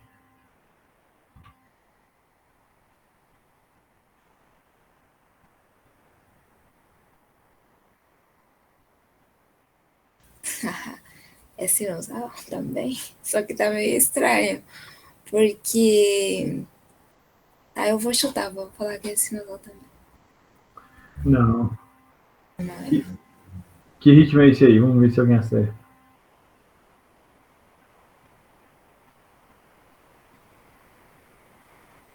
É o MOBITS 2? O bloqueio atrioventricular com MOBITS 2? Então, esse é um bloqueio atrioventricular de segundo grau. MOBITS 1. Não é o MOBITS 2. Uai. Mas ele não tá progressivo, ou não? Ele tá assim. É porque é o seguinte, ó. Essa segunda parte aqui ele confunde, tá? Corta aqui, esquece essa segunda parte para lá. Observa aqui, ó. Ele chega cedo aqui, né? Então, esse é o carioca, né? Chegou cedo, aí ele vai atrasando, atrasa mais um pouquinho, falta. Aí depois ele chega cedo de novo, aí vai atrasando.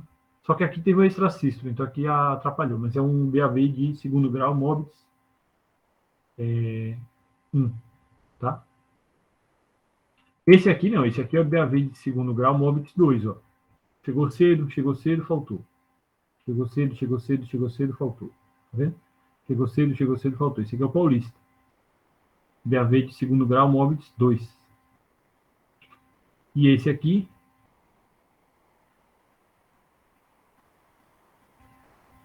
É o 3, né? É o BAV de terceiro grau, né? Então, olha só, eu tenho aqui um ritmo atrial. Ó, onda P aqui, ó. Onda P, onda P, onda P, onda P. Aqui deve ter onda P perdida aqui no meio do QRS, tá? Onda P, onda P, onda P, onda P. E aqui eu tenho QRS, ó. QRS, QRS, QRS, QRS. Os dois ritmos são regulares. Só que eles são dissociados. Eles estão dissociados. Certo? Professor, surgiu uma dúvida aqui agora.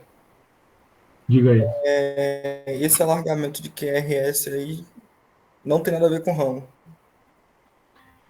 Não tem nada a ver com ramo. Ah, não, esse alargamento de QRS aí, então tá bom, já que você perguntou, é o seguinte, ó, eu vou explicar por que ele ficou alargado. Quando eu tenho, isso aqui vai ser ali no final. Ó. Quando eu tenho um bloqueio de ramo, quando eu não tenho um bloqueio de ramo, o normal é eu ter uma condução fisiológica aqui. Ó. Eu tenho uma condução a partir do mesmo, a partir desse nodo aqui, atrioventricular, sai para os dois ramos, tá? Porque aqui não está mostrando outro ramo, não, mas tem um outro ramo aqui. Então, ramo direito e ramo esquerdo. Eles saem ao mesmo tempo, tá? E aí conduz por cima desses ramos, depois leva para o coração todo. Isso gera um tempo normal aqui, ó, do QRS. O QRS é para ter uma amplitude normal, que é de até 3 quadradinhos, tá? Vou explicar isso no conceito final. Até 3 quadradinhos aqui é o normal do QRS. Se eu bloquear um ramo desse, eu vou ter que levar a despolarização ventricular célula a célula. Eu não vou mais ter o ramo para poder levar mais rápido.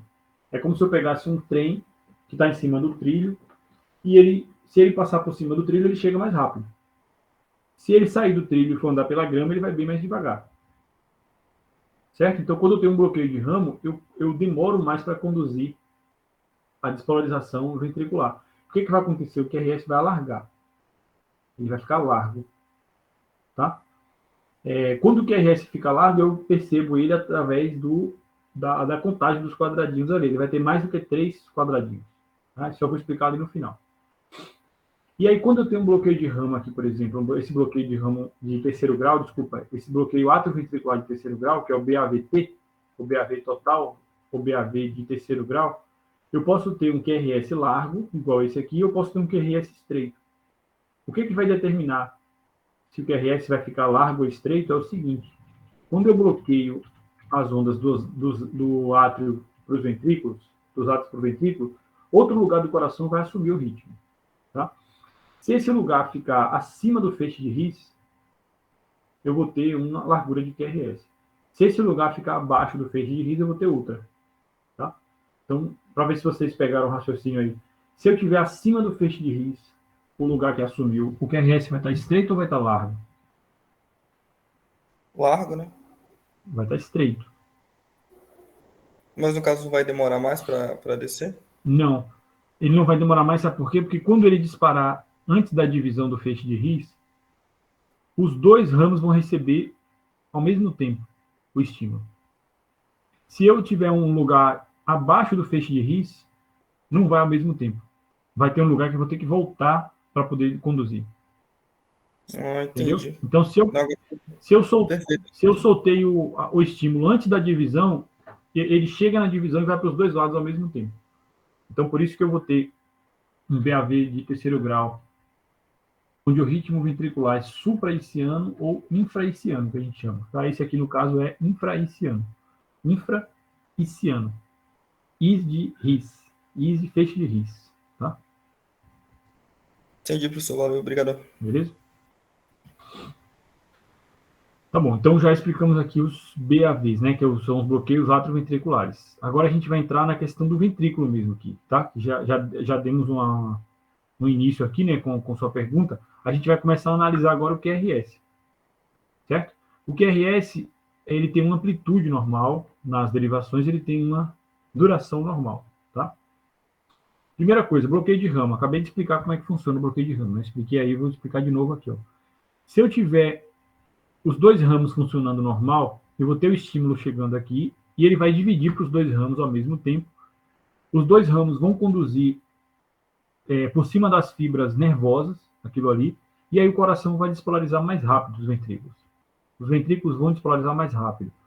Se eu tiver bloqueio de um ramo, vai ter uma parte do coração, uma lateral aí pelo menos, que vai ter que receber esse estímulo, agora vai ter que ser célula a célula.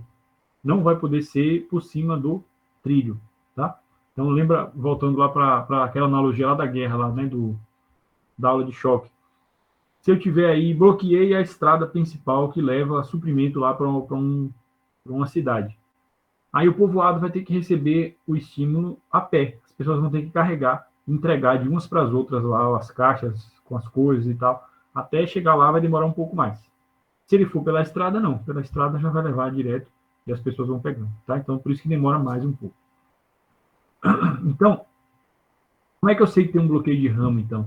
Eu vou ter um QRS alargado, eu vou ter um QRS com mais de 3 quadradinhos, ou mais de 120 milissegundos. Assim que eu sei que eu vou ter um bloqueio completo, um bloqueio de ramo completo, certo? Ou seja, o QRS ele vai estar alargado.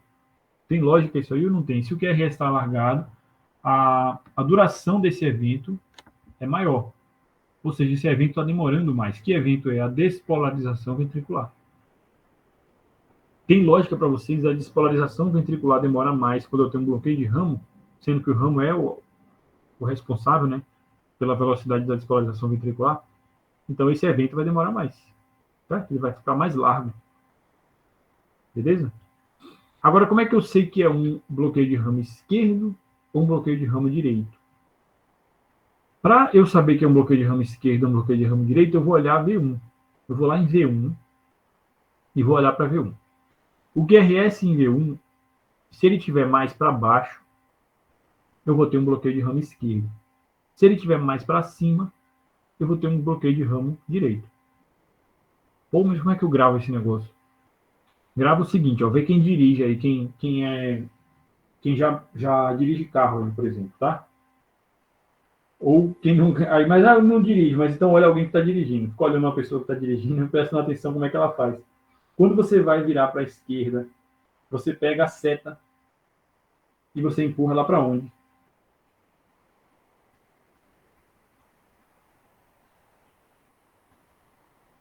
Aquele negócio de Para baixo.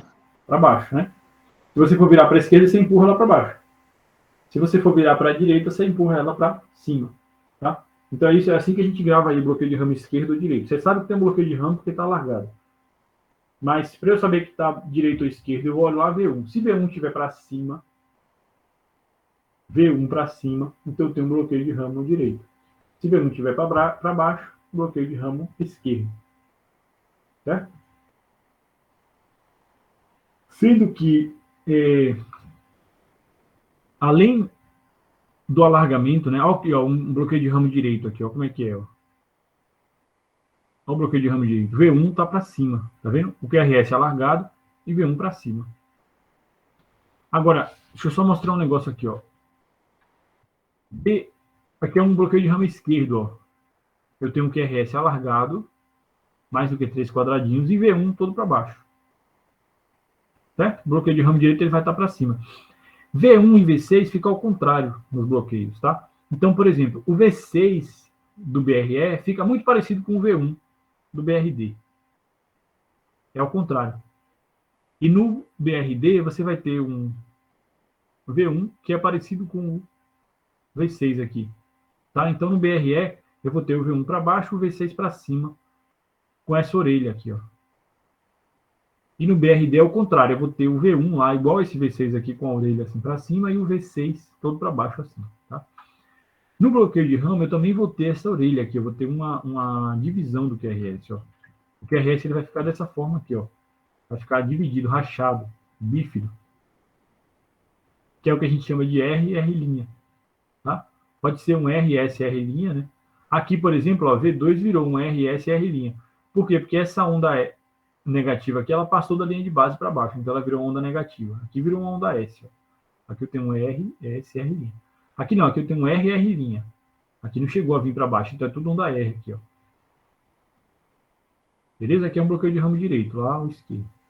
Professor, Sim.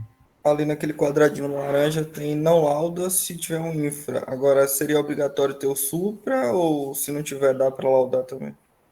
Não, já vou explicar esse quadradinho laranja. Aqui é uma outra coisa. Vou explicar aqui agora. Mas primeiro, eu ver se vocês entenderam isso aí, ó. QRS mais do que 3 quadradinhos, V1 todo para cima, eu tenho um BRD. V1 todo para baixo, eu tenho um BRE, tá? Só que eu posso ter também um bloqueio que eu chamo de incompleto, certo? Que eu queria explicar antes de explicar o quadradinho aqui, ó. Bloqueio incompleto é o que a gente chama de distúrbio de condução, ou distúrbio de condução incompleto, ou bloqueio incompleto. Que é o seguinte, toda vez que eu tiver o QRS rachado assim, essas ondas rachadas, né? Parecendo uma orelha de morcego assim, eu vou ter um distúrbio de condução, ou um bloqueio incompleto. Se eu tiver o meu critério inicial aqui, ó, que é o QRS mais do que 3 quadradinhos, aí eu tenho um bloqueio completo. Certo? Então, se eu tiver RSR' ou SS', QQ', tudo que seja rachado assim, eu vou ter aí um distúrbio de condução. Mas pode ser completo ou incompleto. Se tiver mais do que 3 quadradinhos de amplitude do QRS, eu chamo de bloqueio de ramo completo. Tá? Se tiver menos, eu chamo de bloqueio de ramo incompleto.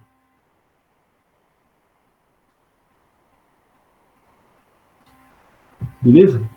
E aí, ó, o que é que eu não laudo, né? Deixa eu explicar esse negócio. Aqui é o seguinte, ó. Toda vez que eu tiver vocês vão entender hoje aqui o processo da sobrecarga. Essas alterações isquêmicas aqui, vocês só vão entender na segunda que vem. Então, hoje aqui precisa decorar isso aqui, anotar e decorar. Na outra semana vocês vão entender essas outras duas aqui. Tá? Hoje vai dar para entender essa da sobrecarga. Toda vez que eu tenho um bloqueio de ramo, eu distorço um pouco o meu elétron. O meu elétron ele fica distorcido. Algumas ondas vão aparecer, vão ficar distorcidas. E isso significa só que o elétron é como se ele ficasse manchado, ficasse borrado por causa do bloqueio de ramo. O bloqueio de ramo ele borra o elétron de uma forma que algumas ondas elas vão ficar alteradas e eu não posso atribuir significado patológico a elas, necessariamente. Tá? Por quê? Porque aquilo apareceu só por causa do bloqueio de ramo. Então, toda vez que eu tiver um bloqueio de ramo direito, eu não posso ver, eu não posso laudar sobrecarga do ventrículo direito, não posso laudar alterações da onda T e não posso laudar o infra de ST. Por quê? Porque vai aparecer infra de ST. Olha aqui, ó. Aqui o paciente não tem nada, está lá com bloqueio de ramo direito dele, não tem nada assim, não tem infarto, nada, né? E aqui apareceu um infra, mas esse infra aqui é por causa do bloqueio. Ele é, entre aspas, aí, fisiológico do bloqueio, ele é por causa do que o bloqueio fez com o elétron, o bloqueio borrou aí o elétron. Então, eu não posso laudar esse infra aqui. Aqui não tem infra nenhum. Tá? Aqui tem um bloqueio só. Beleza? Outra coisa que aconteceu aqui, ó, as ondas T estão para baixo. Aqui, ó. Elas estão voltadas para baixo. A única que devia estar para baixo aqui é essa aqui, V1. Depois aqui já devia estar subindo a onda T. E aqui não está. Por que não está? Por causa do bloqueio. Eu não posso dizer que aqui tem uma alteração de repolarização ventricular genuína. Por quê? Porque tem um bloqueio aí. Então, não laudo essas coisas aí, tá? Escreve essas 3 aí para ficar no papel, para vocês decorarem elas. Já já vocês vão entender por que não dá para fazer, por exemplo, da sobrecarga.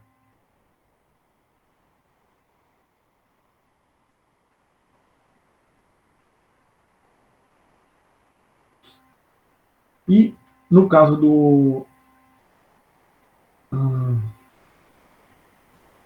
aqui, por exemplo, eu tenho um bloqueio de ramo direito, tá? Só para exemplificar, ó. Por que eu tenho um bloqueio de ramo direito? Aqui está incompleto ou está completo? Olha o QRS, a largura dele. Deixa eu achar um QRS que coincide aqui, ó. Ele está mais ou menos 3 quadradinhos, tá vendo? Tem um bloqueio mesmo. Ele está mais do que 3 quadradinhos no QRS. Então, e o V1 meu está mais para cima. Ah, mas tem uma parte para baixo aqui. Mas você tem que ver a predominância do QRS. Você tem que somar todas as ondas dele aqui, ó, e ver o que é que predomina mais. A parte superior está predominando mais. Então, aqui ele está para cima, tá? Então, aqui eu tenho um bloqueio de ramo direito. Esse aqui eu não vou explicar hoje, não. O BDAS. Senão vai confundir. Vamos para esse o BRE aqui agora. Tá? O BRE é o bloqueio de ramo esquerdo. Né? Eu mostrei para vocês, é como se fosse um espelho do BRD, ao contrário. Né? Então, o V1 todo para baixo, o V6 para cima. E sempre que eu tiver bloqueio de distúrbio de condução, eu vou ter as ondas quebradas, assim, bífidas, né? Rachadas. E a mesma coisa, eu não vou poder laudar também a sobrecarga do ventrículo esquerdo, sendo que lá no BRD eu não posso laudar a sobrecarga de VD. Aqui no BRE eu não posso laudar a sobrecarga de VE. Tá? Eu não posso laudar também alterações da onda T e não posso laudar a infra de ST também, igual no BRD. Só que aqui no BRE eu tenho esses 3, eu tenho mais 2 agora. Eu também não posso laudar supra de ST e também não posso laudar zona eletricamente inativa. Mas caramba, eu não sei nada disso ainda, nem sei ver isoelectricamente nativo, não sei ver supra, infra, tá, mas eu vou explicar isso na segunda que vem. Por enquanto, anota isso aí, deixa anotado e decora essa parte. Que na próxima aula vai dar para entender por quê. Tá?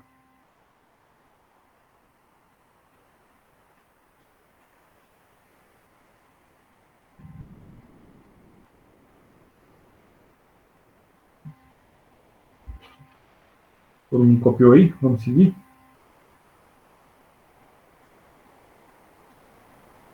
Bora.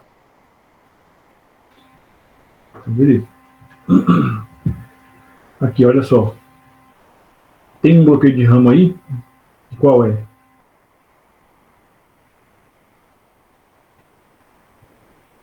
Ramo esquerdo. Tem um bloqueio de ramo esquerdo, né? Como é que eu sei disso? Ó, a largura do QRS. Tá vendo o QRS largo? Então, se o meu QRS está largo, significa que eu não estou conduzindo, a minha condução não está saindo ao mesmo tempo para o bloqueio de ramo esquerdo ou direito, ou então tem um deles bloqueado. Está atrasada essa condução, está muito larga essa condução da despolarização ventricular. Ela está muito demorada. Tá? E eu sei que é esquerdo, por quê? Porque V1 está todo para baixo aqui. Ó. E V6 está para cima. Aqui, ó. E olha só, aí aparece supra, aparece infra, aparece um monte de coisa. Vocês vão aprender depois, ó, que isso aqui poderia sugerir uma zona eletricamente inativa. Tá? Vocês vão aprender na segunda que vem. E nada disso aí eu posso dizer, por quê? Porque tem um bloqueio de ramo esquerdo aí. O bloqueio de ramo esquerdo é como se fosse uma coisa que está borrando o elétron. Ele está borrando, é uma nuvem que fica na frente e não consegue ver o resto. Tá? É tipo fake news. Tipo a era da fake news. Você não consegue saber o que é verdade e o que é mentira porque tem uma fake news ali na frente, que é o bloqueio de ramo esquerdo ou direito. Tá? O que está atrás dele você não sabe, você não vê.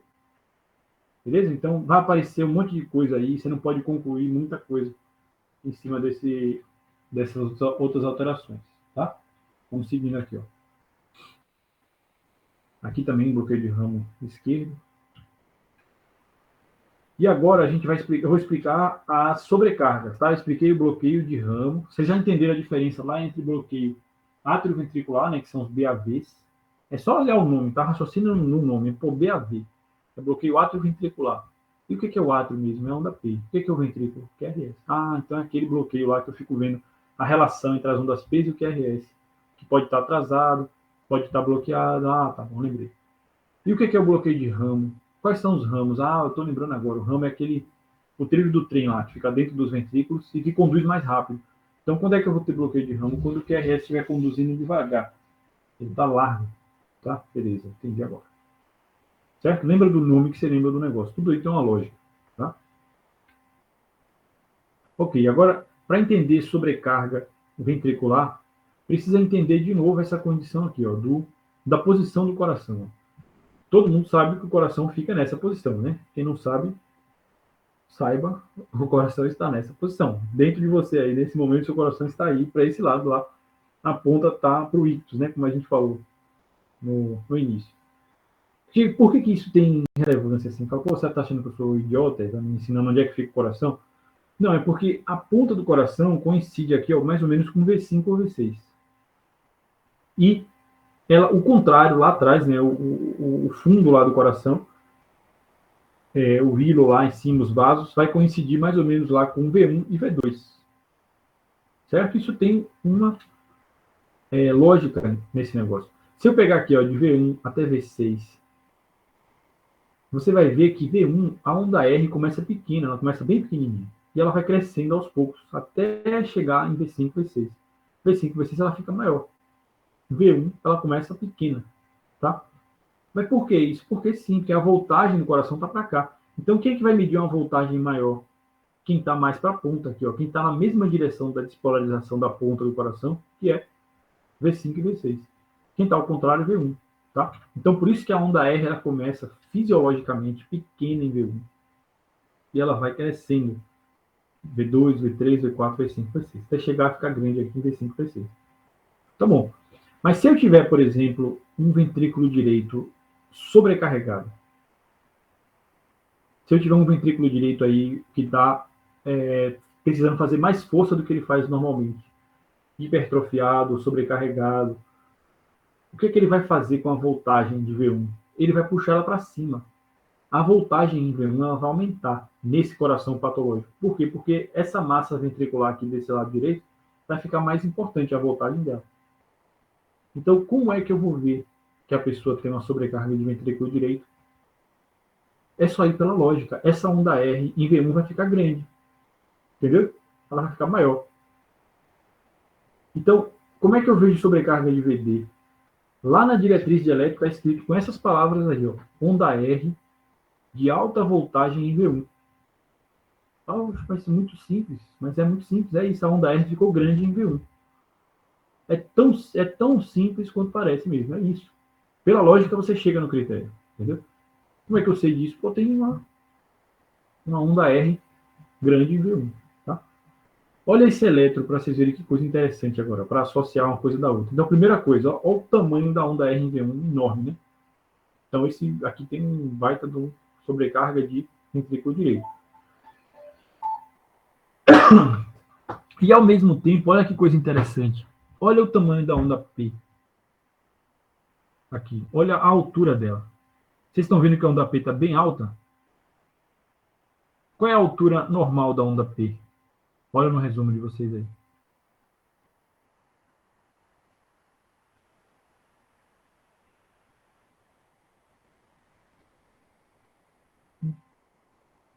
Até 3 quadradinhos de largura e 2,5 de altura. Isso, então a altura normal da onda P é 2,5 quadradinhos, certo? Quando eu tenho uma onda P com mais de 2,5 quadradinhos de altura, eu tenho o quê? Leia no resumo aí, alguém. No papel aí que vocês estão escrevendo.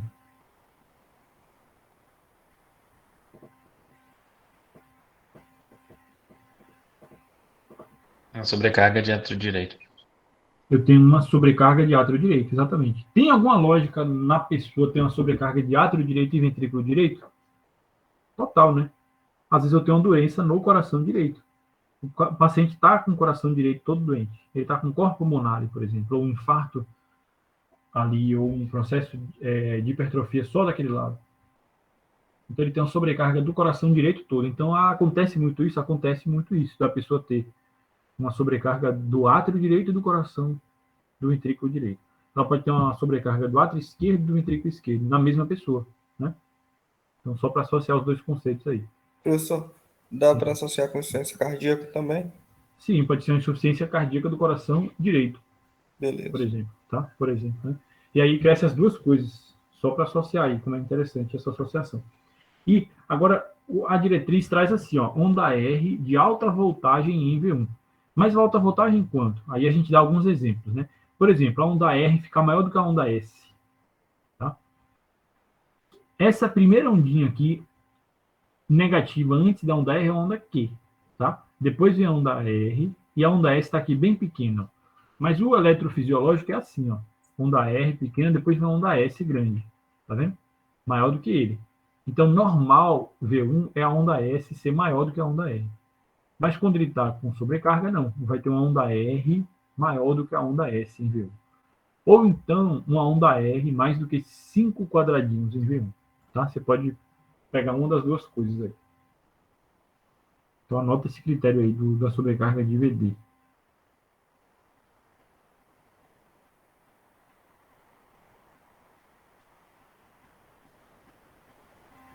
Certo? Vou dar só um minuto para vocês anotarem.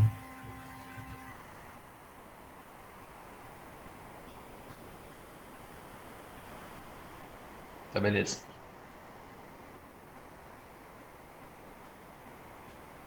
Beleza. Agora, como é que eu sei que eu vou ter... Deixa eu só mostrar exemplos, ó. Olha aqui, ó. V1, onda R grandona. Tá vendo? Não é normal isso, tá? A onda R começar já grande em V1. Olha aqui, ó, de novo. Onda R grande em V1. Não é normal também. Tá? E esse aqui?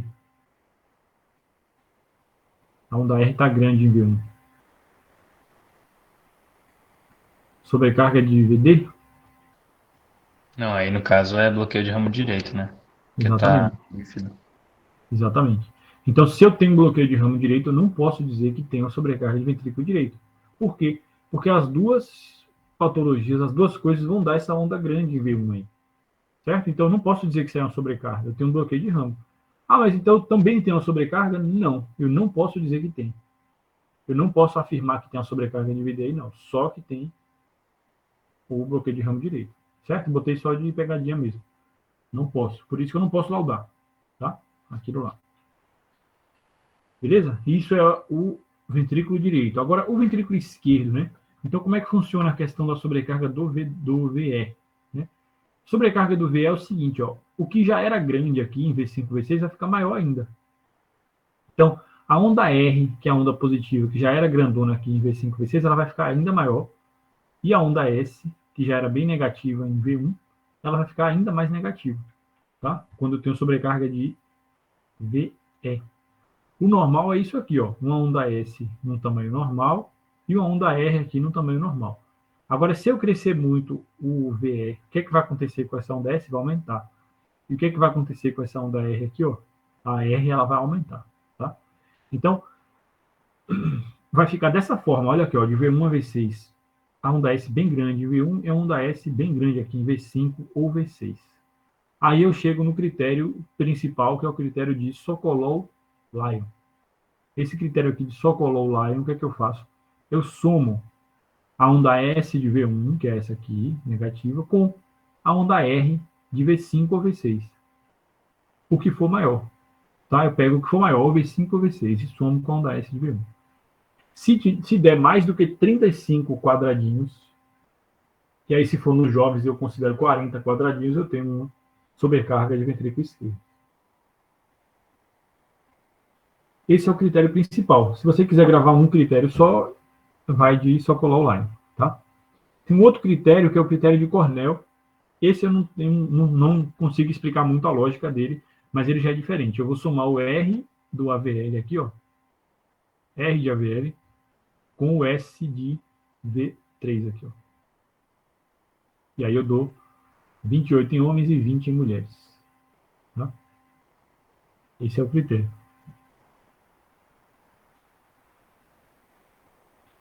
Beleza?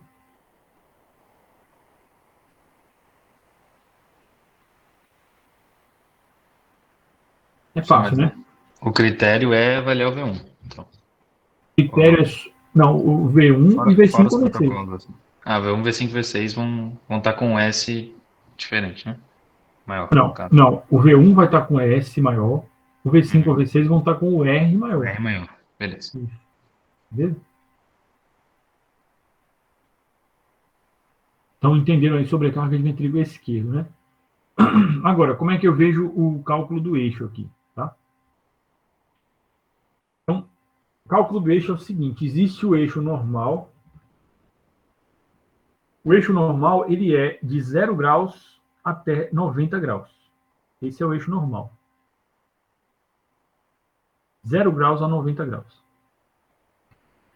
Aí, para entender eixo, vocês precisam entender quando é que a onda está positiva na derivação, quando é que ela está negativa, tá? Então, eu estou olhando aqui, ó, agora D1, certo? Estou olhando lá D1 e eu vou olhar o complexo QRS para ver se ele está positivo ou negativo em D1. Primeira coisa, quando eu for calcular eixo, quem dá os eixos são os ventrículos. Então, eu tenho que olhar o QRS. O eixo atrial, eu só vou olhar lá para olhar o ritmo, tá? Eixo do coração inteiro, eu vou olhar o QRS, que eu estou olhando os ventrículos, o vetor resultante dos ventrículos, tá? Aí, como é que eu vejo a questão do eixo normal? Professor, sim. Desculpe interromper, é que eu tinha visto que o eixo normal seria de menos 30 a 90. De menos 30 a 90, é isso mesmo, de zero aqui, cara, de menos 30 a 90. É de menos 30 a 90, eu que viajei aqui. É cansaço. Então, o eixo normal é de menos 30 a 90 graus. Tem referência que fala de menos 30 a 105, mas aí começa a complicar a nossa vida. É de menos 30 a 90, tá? O normal. E aí, beleza. Então, quando eu estiver vendo o eixo, eu vou ver o QRS. Eu vou ver se o QRS está positivo ou negativo nessas derivações para eu ver se o eixo está normal ou não está normal.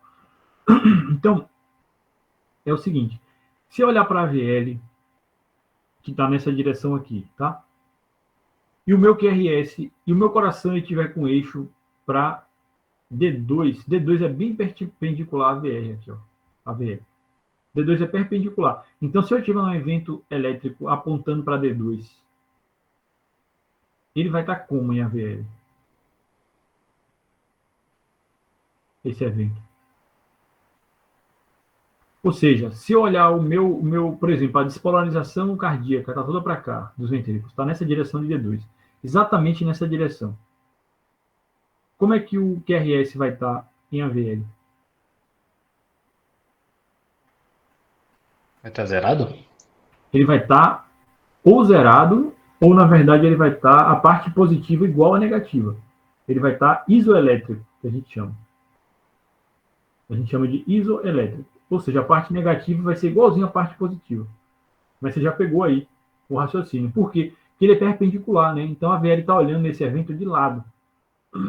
Certo? É como se você pegasse e fosse olhar uma coisa de lado assim, uma folha de papel de lado, você está vendo ela, você só vê uma linha, né? Concorda? Se você olhar uma folha de papel de lado, você vai ver uma linha. Quando você começar a virar ela um pouquinho para você, você vai começar a ver um retângulo aumentando. Até a hora que ela estiver perpendicular a você, você vai ver ela no seu tamanho máximo. Assim, mesmo assim, funciona com as derivações e o evento. Se eu tiver um evento aqui, ó, para D2 e olhar para a VL vai estar vendo ele de lado aqui, ó, vai estar isoelétrico. Se esse evento ele começar a vir para cá, ó, ele estiver aqui, mais ou menos aqui, depois, um pouquinho depois de D2, e na direção de AVL, ele já vai começar a ficar positivo em AVL. Se ele estiver vindo para trás aqui, ó, se eu colocar esse evento aqui, um pouquinho para trás de D2, ele vai começar a ficar negativo em AVL. Certo? Então, para eu ter um eixo normal, ele não pode estar desviado nem para a esquerda, ou seja, está menor do que menos 30, e não pode estar desviado para a direita, ou seja, mais do que mais 90. Certo? Então o QRS ele tem que estar positivo em... Para ele não estar desviado para a esquerda, ele tem que estar positivo em D2. Certo? Tem lógica ou não? Se o meu QRS estiver positivo em D2, por exemplo, ele só pode estar aqui nessa fatia da pizza aqui, ó.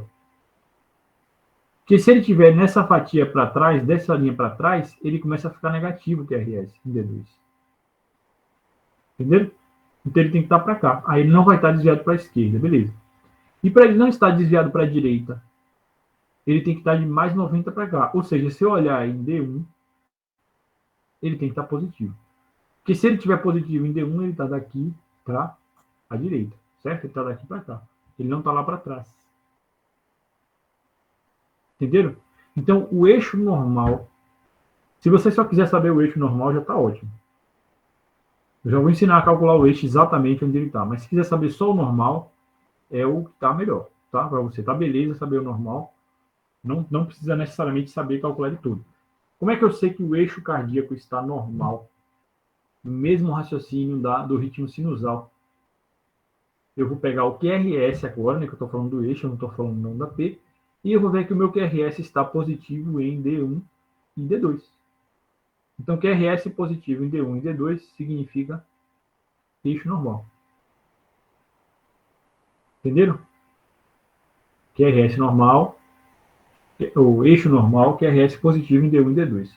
Significa que ele está entre menos 30 e mais 90. Se ele estiver negativo em D2, digamos que meu QRS esteja negativo em D2, ele vai estar desviado para onde? Meu eixo. Ele está positivo em D1, negativo em D2. Está desviado para onde? Para a direita? Ao contrário, para a esquerda. Ele está positivo em D1. Então ele está daqui para cá, ó. Ele não pode estar para a direita. Se ele está positivo em D1, ele está para essa direção de cá, para a direita. Então de AVF para cá ele está. Mas se ele estiver negativo em D1, D2 aqui, ó, D2, se eu traçar essa linha perpendicular, significa que ele está para trás dela. Ele está desviado para a esquerda. Agora, se eu tiver um D1 negativo, meu D1 está negativo, aí sim ele pode estar desviado para a direita. E se tiver o D1 negativo, ó, ele vai estar de AVF aqui para trás, no meu eixo. Certo? Professor, explica de novo essa parte, por favor. Eu também não entendi, não. Então vamos lá. Eixo normal, eu vou ter D1 e D2 com QRS positivo. QRS vai estar positivo em D1 e D2. Se o meu QRS está positivo em D1, quer dizer que o meu eixo está dessa linha aqui, ó, que é perpendicular com D1, para a direita, que é para a direção de D1. Se meu eixo estivesse para trás disso aqui, ó, D1 estaria negativo. Por quê? Porque eu estou vendo o evento elétrico ao contrário daquela foto, da derivação. A derivação é uma foto... Oh, caramba. A derivação é uma foto que está sendo tirada nessa direção aqui, ó. Nessa direção da direita, D1. Se o meu evento está para trás dessa direção, está na direção contrária, eu vou ver ele negativo. Se ele estiver na mesma direção, eu vou ver ele positivo. Se ele estiver perpendicular, eu vou ver ele isoelétrico. Eu vou ver ele negativo e positivo na mesma intensidade. Agora, digamos que meu evento esteja aqui, ó. Eu estou olhando D1, ele vai estar isoelétrico, certo? Se o meu evento começar a caminhar um pouquinho para frente aqui, ó, de AVF, ele vai começar a ficar positivo, devagar, um pouquinho. Se ele caminhar na mesma direção exatamente da derivação que eu estou olhando, que é D1, ele vai estar muito positivo.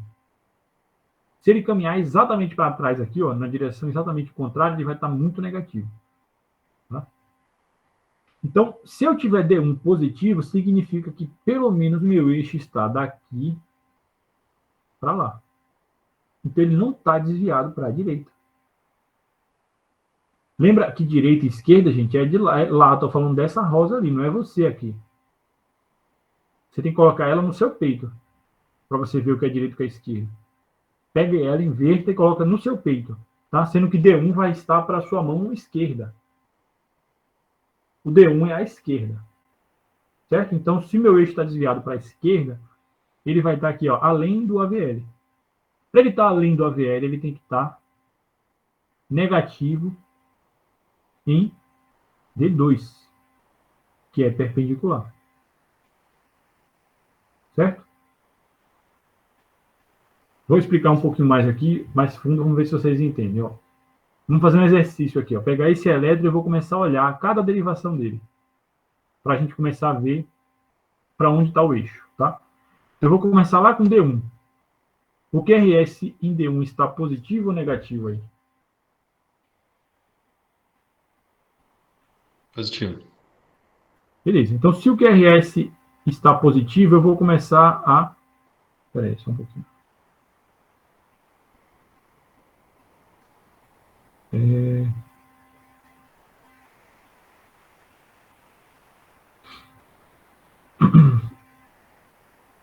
Só um minuto.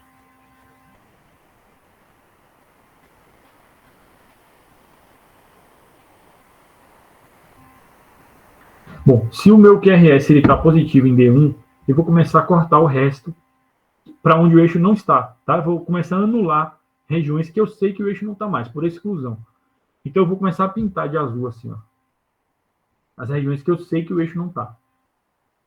O raciocínio é o seguinte, ó, se o meu QRS está positivo aqui em D1, eu sei que ele está para cá, para essa direção. Só que essa direção compreende toda essa direção aqui, ó, todo esse 180 graus. Ele pode estar daqui até lá. Ele está positivo. Certo? Se ele tivesse isoelétrico, ele poderia estar ou aqui em mais 90 ou lá em menos 90. E se ele tivesse negativo, o QRS, ele poderia estar toda essa região que está pintada de azul aqui, ó. Esse 180 graus. Então, como eu estou vendo que o D1 está positivo, o eixo só pode estar para cá. Tá? Então, já excluí aquela parte, né? Agora, D2. Como é que está D2? Positivo ou negativo? Positivo também. Positivo, né? Aí eu tenho D2 aqui, ó. Quem é perpendicular com D2? AVL, né? Então, se D2 está positivo, eu vou anular aquela parte lá do fundo agora, ó. Essa aqui. Então, eu sei que não está para lá. Por quê? Porque está positivo. Está positivo, ele está pelo menos para cá, ó. Certo? Poderia estar para cá também, só que eu também já sei que D1 está positivo, então ele não está para cá. Então, beleza, estou com o meu eixo aqui, ó. Nessa faixa aqui, beleza. Agora eu vou olhar D3, tá?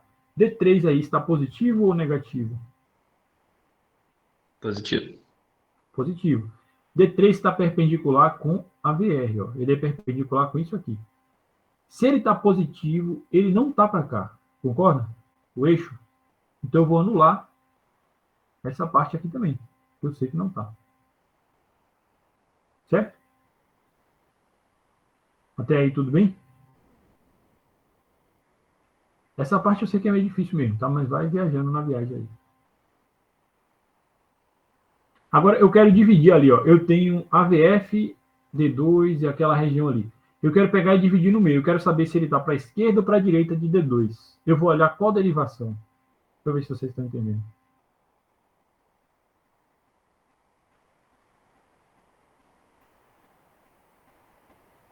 A VL, né? Eu vou olhar a VL, exatamente. Se a VL está positiva ou está negativo lá?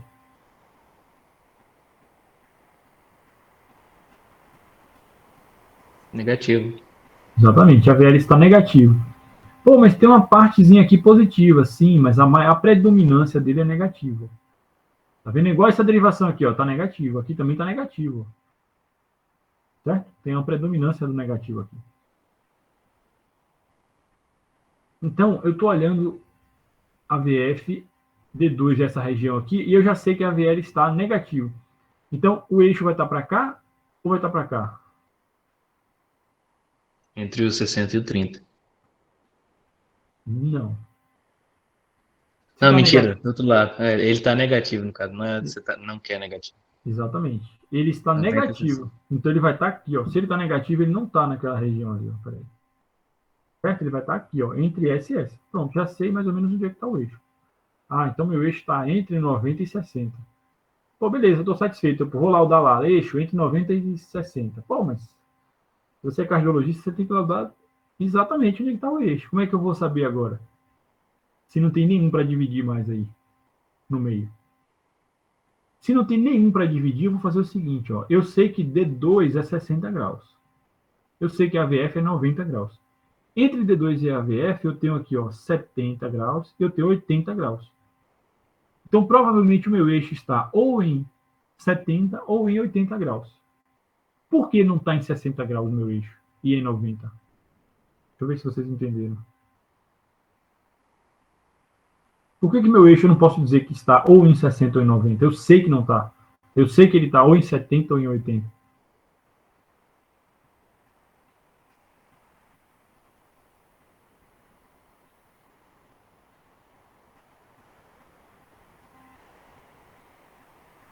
Porque se ele tivesse em 90 graus cravado, ele estaria isoelétrico em D1. Ele não estaria positivo em D1. Entenderam? Sim, mas tipo, 89 pode, por exemplo. 89 ou 61. Pode. Sim. Mas ele não está em 90. Por quê? Porque ele está positivo em D1. Se ele está positivo, ele não está em 90. Ele está em mais de 90. Menos aqui no caso, né?